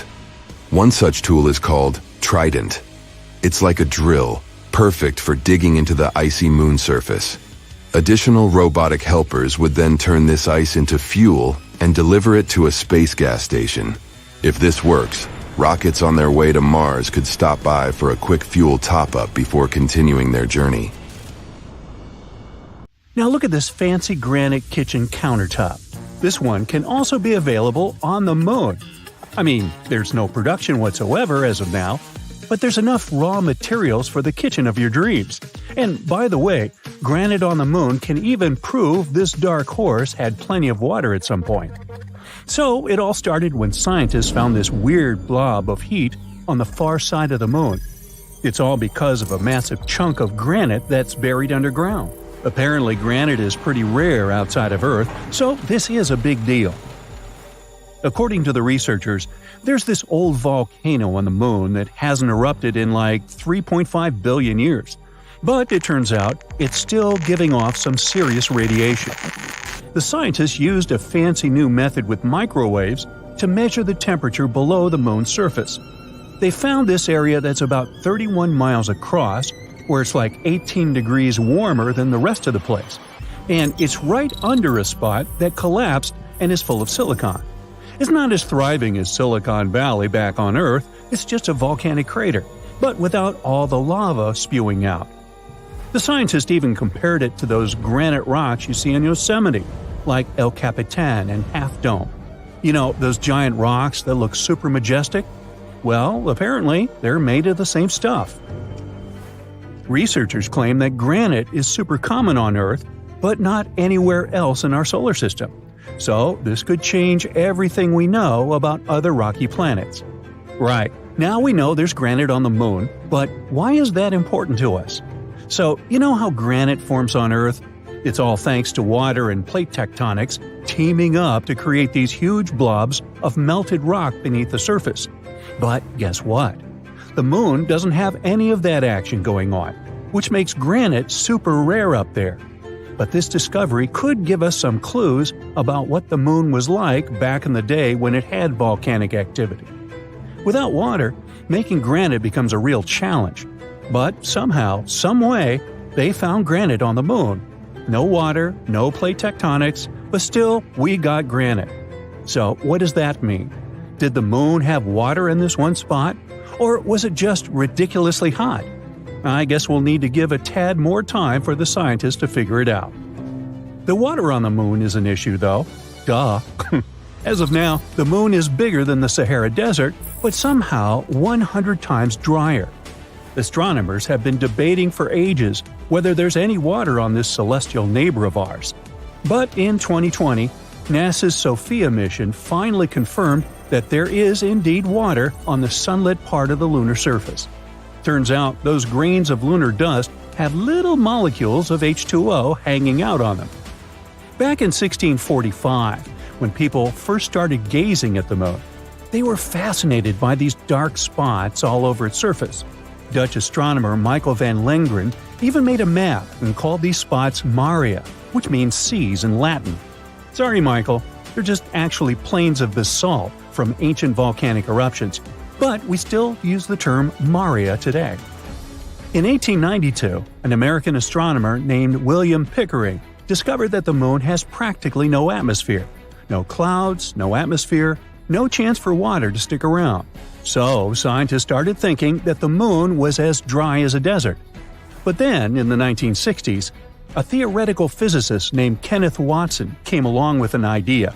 He suggested that water ice could actually exist in the shadowy craters of the moon that never see sunlight. These areas are called permanently shadowed regions. It was a mind-blowing concept at the time. The Apollo missions from 1969 to 1972 finally gave us the chance to look for water on the moon up close and personal. But when the astronauts brought back soil samples, there was no sign of water. So everyone went back to thinking the moon was bone dry. However, in 1994, NASA's Clementine mission suggested that there might be ice in these shadowed craters after all. And in 1998, the Lunar Prospector mission found evidence of hydrogen concentrations in the permanently shadowed areas. This was a strong indication of water ice at the lunar poles. The images weren't super clear, but it was still an exciting discovery. And finally, in 2008, scientists decided to take another look at those Apollo samples. They revisited the old data and found some hints that there might be water after all. It was like finding buried treasure in your own backyard. As you can see, the moon is a pretty promising destination. It even has enough stuff to produce your food supplements – calcium, magnesium, you name it. Just kidding, it's not the best idea to munch on them to boost your diet. But there are a bunch of other applications they can be used for. Calcium is like the fourth most popular element hanging out in the lunar highlands. But here's the cool part. Pure calcium metal is actually super flexible and can conduct electricity like a boss when there's no oxygen around. Who knew, right? Anorthite is a rare gem here on Earth, but up on the moon, it's partly central for calcium. It can even help make those groovy silicon-based solar cells. To make them, you need some lunar silicon, iron, titanium oxide, and of course, our buddy calcium and aluminum. It's like a recipe for solar success up there in space. The moon even has precious metals like gold. In 2009, NASA was on a lunar mission and they found some gold in the lunar soil. They had a spacecraft right behind the rocket, equipped with a fancy spectrometer. Its job was to study all the debris that got released when the rocket crashed. And they found all sorts of chemicals, like carbon monoxide, carbon dioxide, ammonia, sodium, hydrogen, and even a little bit of mercury, gold, and silver. Hey, vampires beware. Now I know it's been quite a while since then, like 14 years to be exact, but measuring how much gold is actually there has been a real challenge. You see, it's hiding deep beneath the lunar regolith, making it tricky to get an accurate count. Yeah, metals are fun and lunar water may have existed, but what about food? Good news, everyone! Scientists are saying that plants can actually grow on the moon, but don't expect a luscious orchard. It'll be more like a moderate garden with just a couple of beds. Here's the scoop. A while back, those awesome Apollo astronauts collected samples of lunar surface material called regolith and brought them back to Earth. Fast forward 50 years, and NASA decided to use 3 of those samples to try growing plants for the very first time. They used dirt from under the lunar rover bumper to grow these plants. The team added water and seeds to the samples, giving each plant a gram of regolith. Then they placed them in a clean room and added nutrient solutions every day. And they succeeded. During that challenge, the brilliant minds dealt with small plants like mustard greens in the nutrient-poor lunar soil. Yeah, we'll have to export olive oil from Earth to dress it. So, plants can indeed grow in the moon's soil. However, they won't be as strong and healthy as the ones grown on good old Earth soil, or even the ones in the control group grown in a lunar simulant made of volcanic ash. But hey, it's just a start. We're still to find out if our dear moon is hiding more treasures. NASA has some incredible plans for the moon. For example, their next ambitious lunar program, Artemis II. They've set their sights on landing astronauts, including the first woman and the next man, on the moon by 2024. Artemis is all about building a sustainable presence on the moon. They're planning to establish a lunar gateway, a sort of space station in lunar orbit, which will serve as a jumping-off point for lunar landings. And let's not forget about the cool lunar landers. Scientists are developing the mighty Space Launch System rocket, which will launch the Orion spacecraft carrying astronauts towards the moon. Then there's the Human Landing System, a snazzy lunar lander that will gently touch down on the moon's surface, allowing astronauts to explore and conduct amazing scientific experiments. And NASA isn't going alone this time. They're teaming up with international partners, like the European Space Agency, to make this lunar dream a reality. But all these wonderful dreams might be ruined by something that seems super small and insignificant at first. Picture this: no atmosphere, no air to breathe, and suddenly, a mysterious haze and radiant beams of light appear at sunrise and sunset. It's as if the moon is putting on a celestial show. But there is a twist to this beauty. During the Apollo 17 mission in 1972, this beautiful sight made one of the NASA astronauts, Harrison Schmitt, sneeze and made his eyes water. He called it lunar hay fever. This mysterious fever affected all 12 moonwalkers. From sneezing fits to stuffy noses, those astronauts experienced symptoms as if they caught a cold. It took days for the reactions to fade away. This event led to a discovery about lunar dust and its darker side. When scientists found out about these rays, they rolled up their sleeves and delved into their origins. And here's what they discovered. Those radiant bands of light were actually caused by sunlight sneaking through layers of teeny tiny lunar dust. The dust was composed of small particles and sharp glass shards and was lurking everywhere. And it turned out that this lunar dust was a sneaky villain. It brought a whole host of problems. Astronauts who found themselves with impaired vision were just the beginning. The troublemaker went even further, damaging precious machinery and causing electronic malfunctions. It even had the audacity to corrode components and smelled like burnt gunpowder inside the spacecraft. Yikes. It clings to everything, coating surfaces like a mischievous blanket. It can clog up equipment, get into delicate machinery, and even mess with astronauts' spacesuits. In 1972, things got really hairy again. The Apollo 17 astronauts faced a nightmare. After just 22 hours of gallivanting on the lunar surface, their spacesuits suffered irreparable damage. Yes, you heard that right. Irreparable. The dust diminished astronauts' mobility, making it harder for them to move around and perform their moonwalks with grace. And no matter how hard they tried to clean it off, it clung on for dear life, leaving the spacesuits in a sorry state. So, as you can see, it poses some serious challenges for future moon missions. But our intrepid scientists aren't giving up. To solve this problem, they have to understand how lunar dust forms and why it's so darn clingy. They found out that it all begins with meteorite impacts. When these space rocks crash into the moon, they generate a fine dust that fills the air. Sometimes these impacts even cause minerals to melt, forming sharp glass shards that mix with the dust. Talk about a moon makeover. The dust is also filled with silicate, a material commonly found on volcanic planets. Silicate inhalation can cause serious lung problems for Earth's miners, so you can imagine the trouble it can cause on the moon. A recent study found that even a scoop of replica moon dust was toxic enough to destroy up to 90% of lung and brain cells exposed to it. But it gets worse. The low gravity on the moon allows those tiny particles to float around for much longer, penetrating deeper into the lungs. Imagine breathing particles 50 times smaller than a human hair for months. That's a recipe for trouble. And you see, on the moon's surface, things are a bit different than here. There are no rainstorms or strong gusts of wind to blow this dust away. There is also no atmosphere to protect the surface.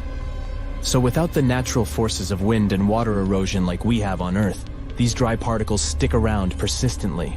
And to make matters more electrifying, the moon is constantly showered by radiation from the sun. This exposure gives the dust an electric charge. The solar winds create positively and negatively charged particles. The particles then buzz around, repelling each other and giving rise to those radiant bands of light that the Apollo 8 astronauts witnessed.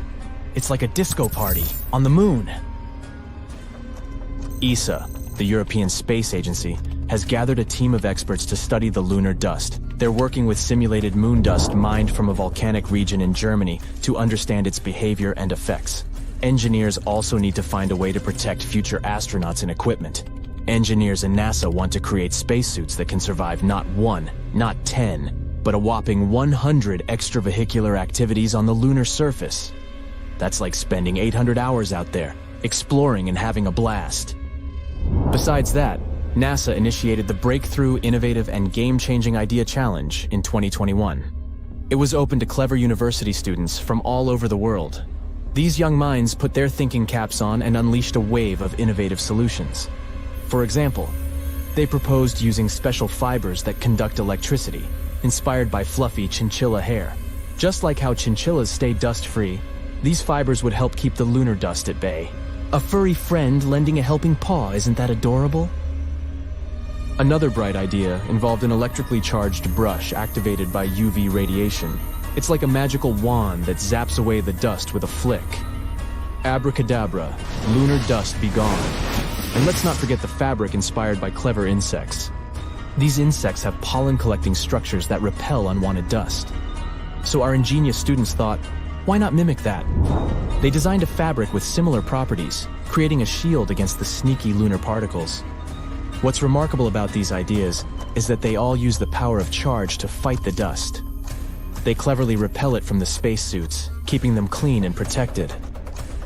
And even though all these ideas sound pretty great, scientists in NASA unleashed another, even better solution: carbon nanotubes. It's a great way to revolutionize spacesuit fabric. What makes these carbon nanotubes so special? Well, they possess some amazing superpowers. First off, they're superconductive, meaning they can carry electricity like nobody's business. It's like having a lightning bolt trapped inside a microscopic tube. Not only that, but these carbon nanotubes are tougher than the toughest meteors. They have the strength to withstand the harsh lunar environment, where even a speck of dust can cause trouble. Imagine having a suit made of a material that's stronger than Superman's cape. So, NASA's scientists decided to weave these extraordinary carbon nanotubes into the spacesuit fabric. The electrodes were carefully integrated into the outer layer of the fabric, making it a force to be reckoned with. But how do they banish the lunar dust? Well, here comes electrifying science again. When activated by a special alternating current, the electrodes create powerful electric fields. These fields work like magnets, repelling both charged and uncharged dust particles away from the spacesuit. Picture this like a dance party, where the dust particles are the uninvited guests, and the electric fields are the bouncers, swiftly escorting them out. Thanks to this technology, lunar dust doesn't stand a chance against our astronauts.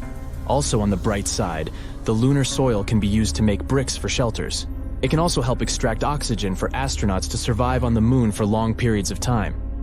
When life gives you lemons, make a lemonade, right? So, let's cheer on our NASA Dream Team as they embark on this epic lunar quest. Let's hope that they succeed in their findings, and the next moon mission won't be a big problem. Stay tuned. Now tell me, what's the scariest thing in the universe? What, besides Darth Vader and a lightsaber? Well, actually, I was asking about black holes, swallowing anything that comes too close without doubts or regrets. Blinding supernovae, mysterious hypothetical wormholes. Yeah, probably not. Because the most terrifying things in the universe are likely to be rogue planets. Ooh. Nomads, orphans, sunless, unbound. That is what these creepy worlds are called. They have no sun. Unwanted in their star systems, they were once ejected into the soulless emptiness of space. And some of them didn't even have their own star systems. They were born lonely. Rogue planets don't have sunlight. The never-ending night reigns on their surfaces. No light means no warmth, and almost no chance of any kind of life to be able to survive in these frozen worlds. How lonely. Kinda makes you tear up a little. Okay, I'm done. But how do rogue planets get born? When planetary systems, including our solar system, form, it can get messy. Most planets appear from the cosmic dust that is floating in space around a newborn star. And when these planets form, they push one another. This gravitational game of tag often shoves some planets toward the edges of the newly formed star system, and sometimes one or two of them get ejected from their home altogether. There are also nearby stars that can play with planets too. Stars aren't often born on their own. Clusters of dozens to thousands of stars can appear in space. And in such a crowded environment, it's not a rare occurrence when a star with its own planets steals away a planet or two from another star. After getting a new planet, it can keep it for itself or throw it away into the dark, deep cosmos. Some free-floating planets pop up in a different way, with no parent star to help them. Like stars, they form from collapsed clouds of gas and dust, but since they are too weak, they can't put on enough weight and can't start nuclear reactions that make stars emit light. Such planet-like objects are known as failed stars. Or planets can go rogue after their parent stars disappear. Yes, sometimes stars go out, destroying some of their planets in the process. At the same time, the most distant ones, located in a safer zone, are left more or less intact. But the enormous force of a supernova ejects these planets away from the former star at a tremendous velocity. In any case, astronomers think there may be more rogue planets in our home Milky Way galaxy than anyone ever suspected. A recent simulation has shown there might be billions of them. But the problem is, rogue planets are very hard to detect. You know, it's a tricky feat to find any exoplanet, even when it belongs to a planetary system. After all, planets don't give off their own light like stars.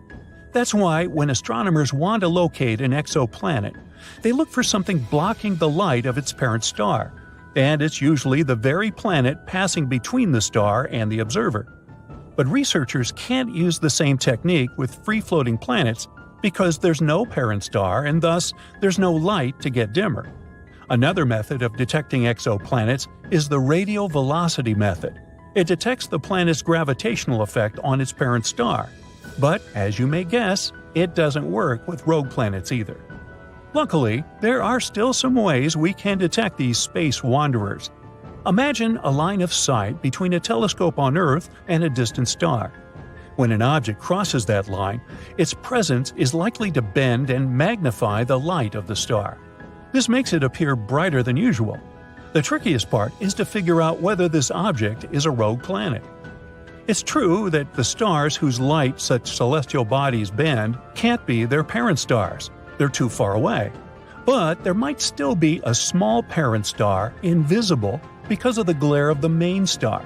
And astronomers have to wait for a long time, sometimes up to a decade, for the main star to move a bit. Then they can finally check if there's also a parent star out there. If there's no parent star in sight, then it's proven. The planet is traveling solo. Not apparently. So far, astronomers have identified at least 70 rogue planets or candidate rogue planets. At the same time, we know about more than 5,000 exoplanets in planetary systems. That's a huge gap that proves that detecting rogue planets is a tricky business. Interestingly, free-floating planets might not be as lonesome as we think. They can potentially have moons of their own. They might even take them along when they get pushed out of their cosmic homes. But could a free-roaming world, and possibly its moons, find a new home near a different star? Some experts think it's unlikely. The universe is a very spacious place, and even a large star with an incredible gravitational pull is hardly able to catch a fast-moving planet. For example, in 2017, an interstellar guest, an asteroid the size of a skyscraper, appeared in our solar system. It barreled through the solar system and just kept going without stopping or even slowing down. Now let's have a look at a rogue planet we have managed to spot. Just 20 light-years away from the Sun, a bizarre rogue planet is roaming the Milky Way galaxy.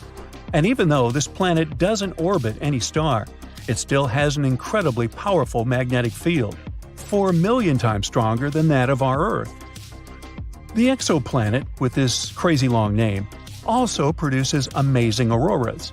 When it was discovered a few years ago, astronomers were almost sure they had detected a brown dwarf.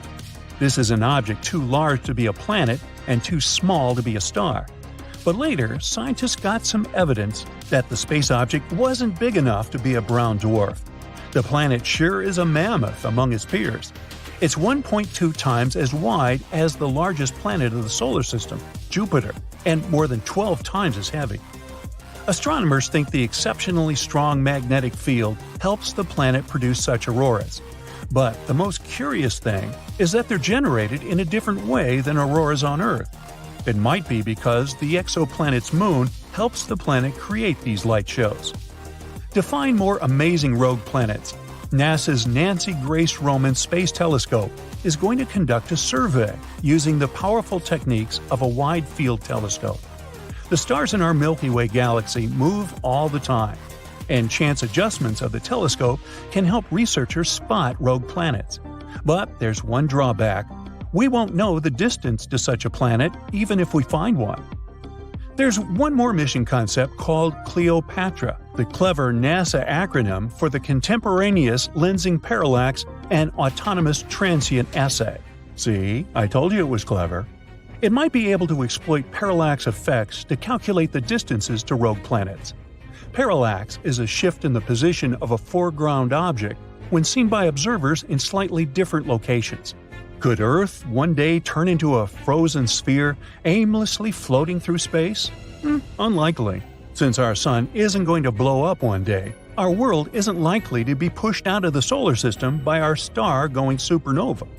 But a rogue planet could cause life on Earth to end. Oh boy. One day, such a space intruder might push Earth out of the habitable zone near the sun and take its place. And our planet would have to retreat to an extreme orbit farther from the sun. The climate all over the planet would start getting colder and colder, turning first half of the planet, then our entire world, into an icy desert. There would be a lack of food and other resources. It'd be getting darker and darker. There wouldn't be enough light for planets to get energy. They would wither, and animals that used to feed on them wouldn't be able to find food. Most species would go extinct. The farther our planet would be from the sun, the weaker the star's gravitational pull on our planet would be. In the end, our beautiful Earth would get too far away from its main source of light and heat. It would turn into a lifeless piece of rock covered with a thick layer of ice. Wow, bummer. But hey, don't worry, I guarantee that will never happen. At least, not on my watch.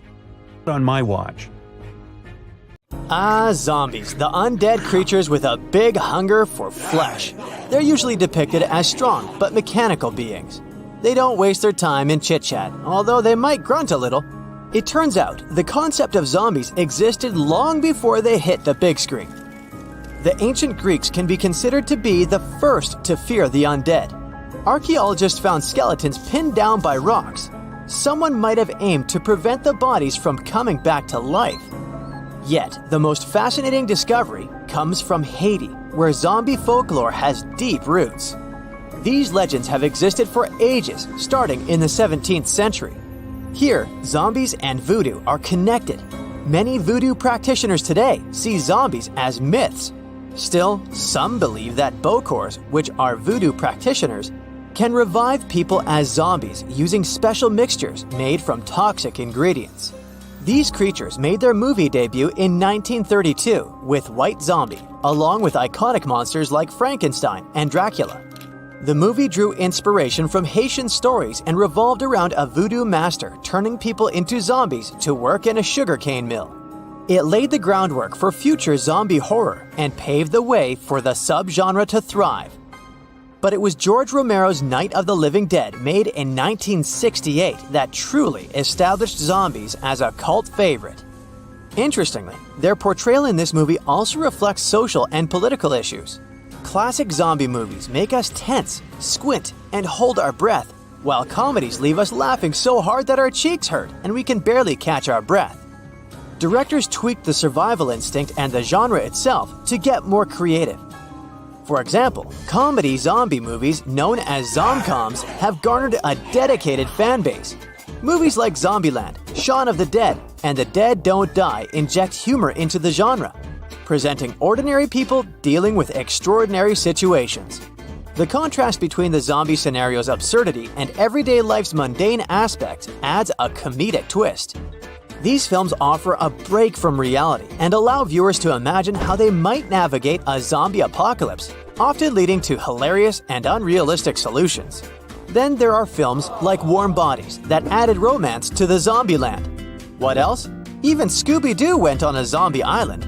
Movies like 28 Days Later and Resident Evil captured collective fears and offered terrifying depictions of a dystopian world.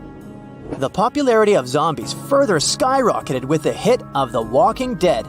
Television played a huge role in the rapid rise of zombie popularity. While movies and video games were still gaining traction, The Walking Dead surely took the craze to new heights. So what is it about these gruesome, brain-devouring beings that we find so captivating? One of the main attractions is the violence and gore they offer. The undead provide endless opportunities for special effects that other horror genres often don't explore. Plus, there's something about these slow-moving and seemingly unintelligent monsters that make us believe we could handle them. It taps into our innate survival instincts and fantasies of escaping society's constraints. It's no wonder zombie-themed survival guides like Max Brooks' famous book, The Zombie Survival Guide, have also gained popularity. Zombies stand apart from other monsters, like vampires and werewolves. Vampires and werewolves generally represent power and romance, but there's nothing glamorous about being a zombie. They aren't scary because they're strong. They're frightening because becoming one would be the end of your consciousness. Unlike vampires and werewolves, zombies threaten our way of life. In movies like Romero's Dawn of the Dead, they symbolize the collapse of society. It's no coincidence that zombies have risen in popularity during uncertain times. In the face of global events, people find solace in exploring their fears through these stories.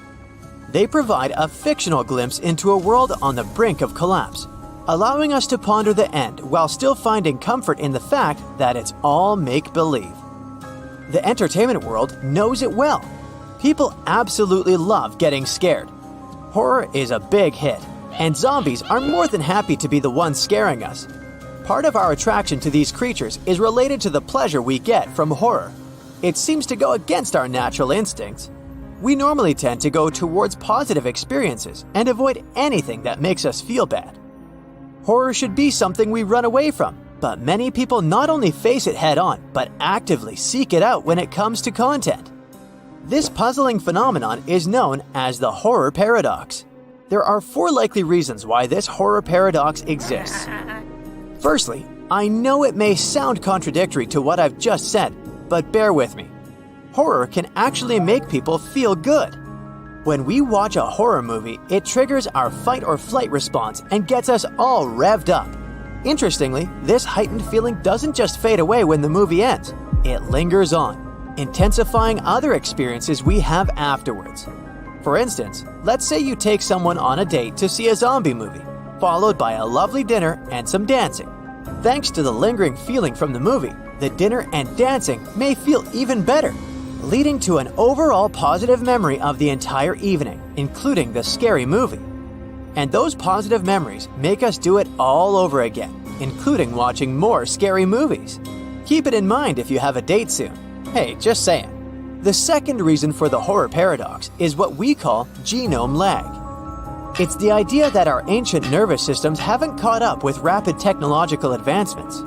Our sense of sight, in particular, played a vital role in our ancestors' survival by helping them detect potential environmental threats.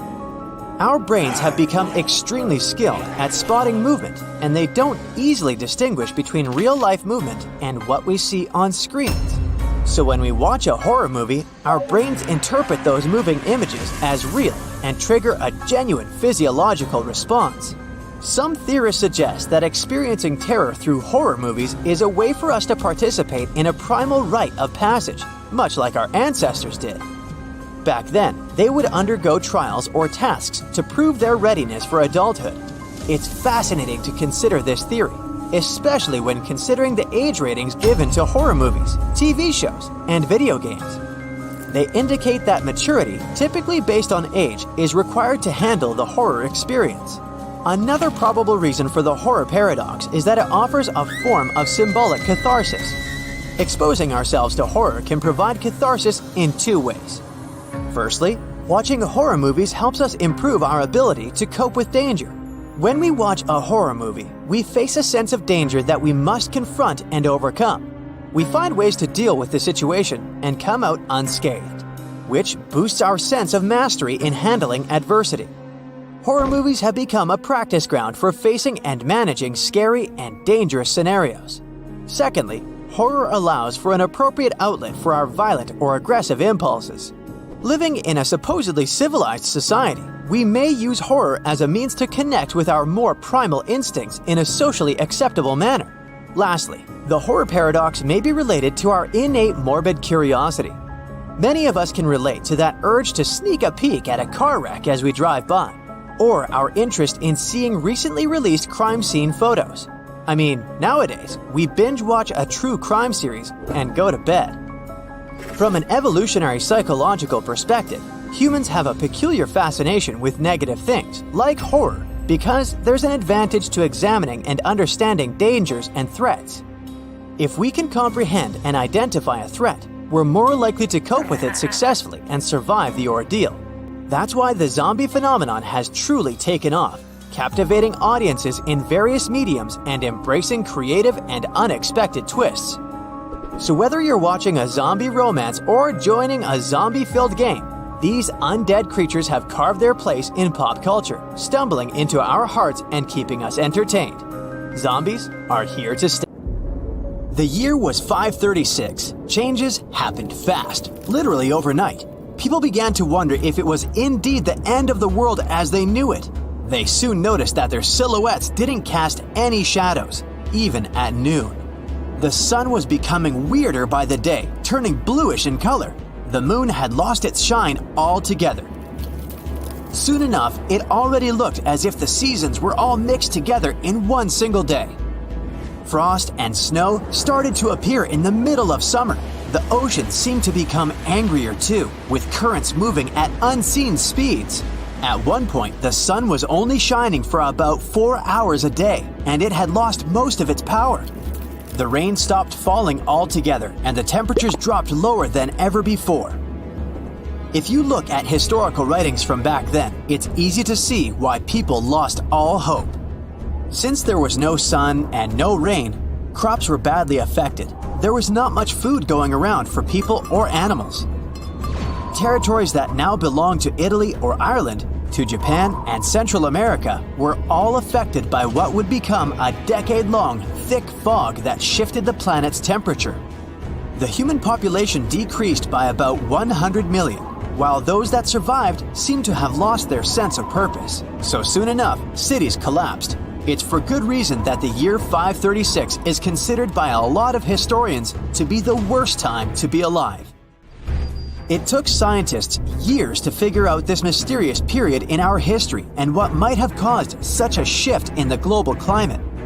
But with the help of an ultra-precise analysis of ice from a Swiss glacier, we might finally have the answer. The team behind the research figured out that the culprit was a volcanic eruption that began in Iceland. The result was a large amount of volcanic ash getting transported all over the northern hemisphere at the beginning of 536. This event was followed by 2 other similar eruptions, one in 540 and the other in 547. If that wasn't unlucky enough, the world would soon be overwhelmed with disease, which disrupted the world's economy. It took humankind until 640 to bounce back to normalcy. Even though we have this piece of the puzzle in place, how can a volcanic eruption on a small island cause so much damage? It turns out that when a volcano erupts, large amounts of sulfur, bismuth, and other damaging substances get mixed in the atmosphere. The larger the eruption, the more substances get sprayed into the protective gas layer. All these elements create an aerosol veil which acts like a mirror. It reflects sunlight back into space. As a result, the whole planet gets darker and colder. And if we look at the data, it makes a lot of sense. Almost every unusually cold summer we've had over the past 2,500 years happened after a volcanic eruption. Back in the 6th century, these eruptions occurred really fast, one after another, which could also explain why the whole period lasted 18 months. This wasn't the only year that baffled scientists when it came to Earth's climate. The year 1816, for example, was also dubbed the year without a summer. Mount Tambora in Indonesia is probably to blame for this one, since it erupted in 1815. This event was the largest of its kind in 10,000 years. As a result, the global average temperature ranged by almost 2 degrees Fahrenheit. Globally, a lot of events happened, although at the time they seemed isolated. In New England, for example, because of the cooler temperatures, crops failed, so a lot of farmers had to move to the west. The demographic of the country remained reshaped forever. In continental Europe, the potato harvest was lost almost in its entirety, resulting in some of the worst periods of famine people had ever experienced there.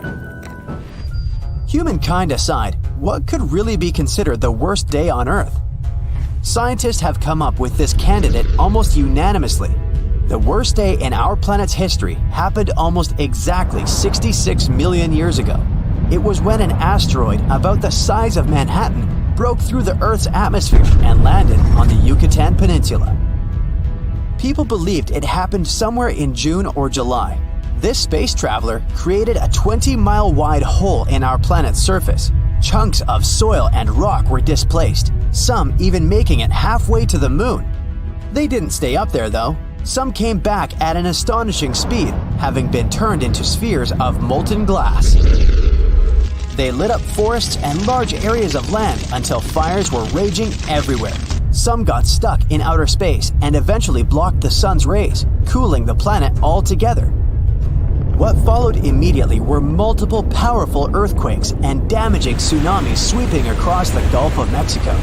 By the time our planet regained some form of normalcy, 75% of all species on Earth had vanished. The most famous of all? Dinosaurs.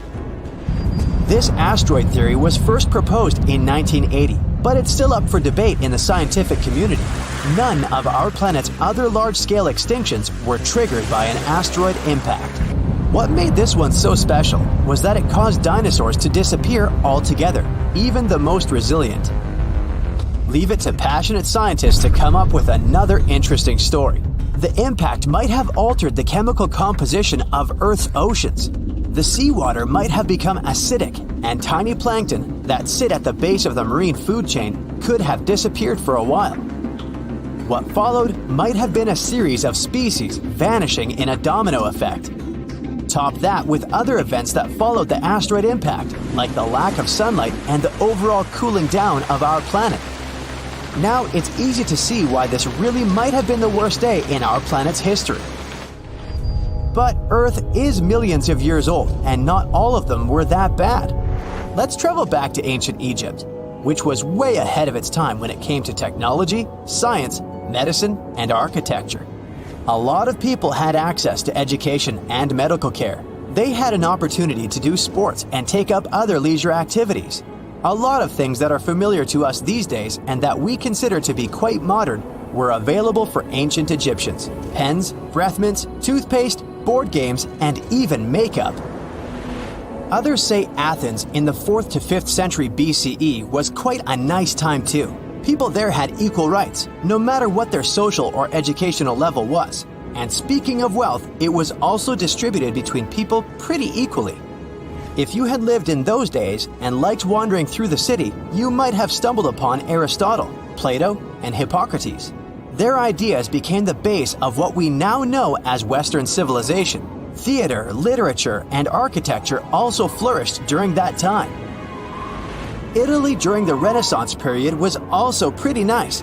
That's when the country saw an economic, cultural, and artistic transformation following a gruesome period of famine and disease. Workers now had the ability to ask for better working conditions and higher wages. The economy was flourishing too, which allowed arts and culture to expand. Wealthy members of Italian society had enough funds to become patrons for artists, writers, architects, and scientists. Now let's take 1804. It was the year we got introduced to the modern railway, and our ways of transportation were changed forever. It was the year when Englishman Richard Trevithick came up with the first practical steam locomotive. It was the first time when a large number of passengers were transported over a really long distance. And how about the year 1876? That's when the telephone was invented. Can you imagine a life without your cell phone today? It was Alexander Graham Bell that patented the first phone in the 19th century. As for the cell phone, it was Martin Cooper, an engineer from Motorola, who came up with the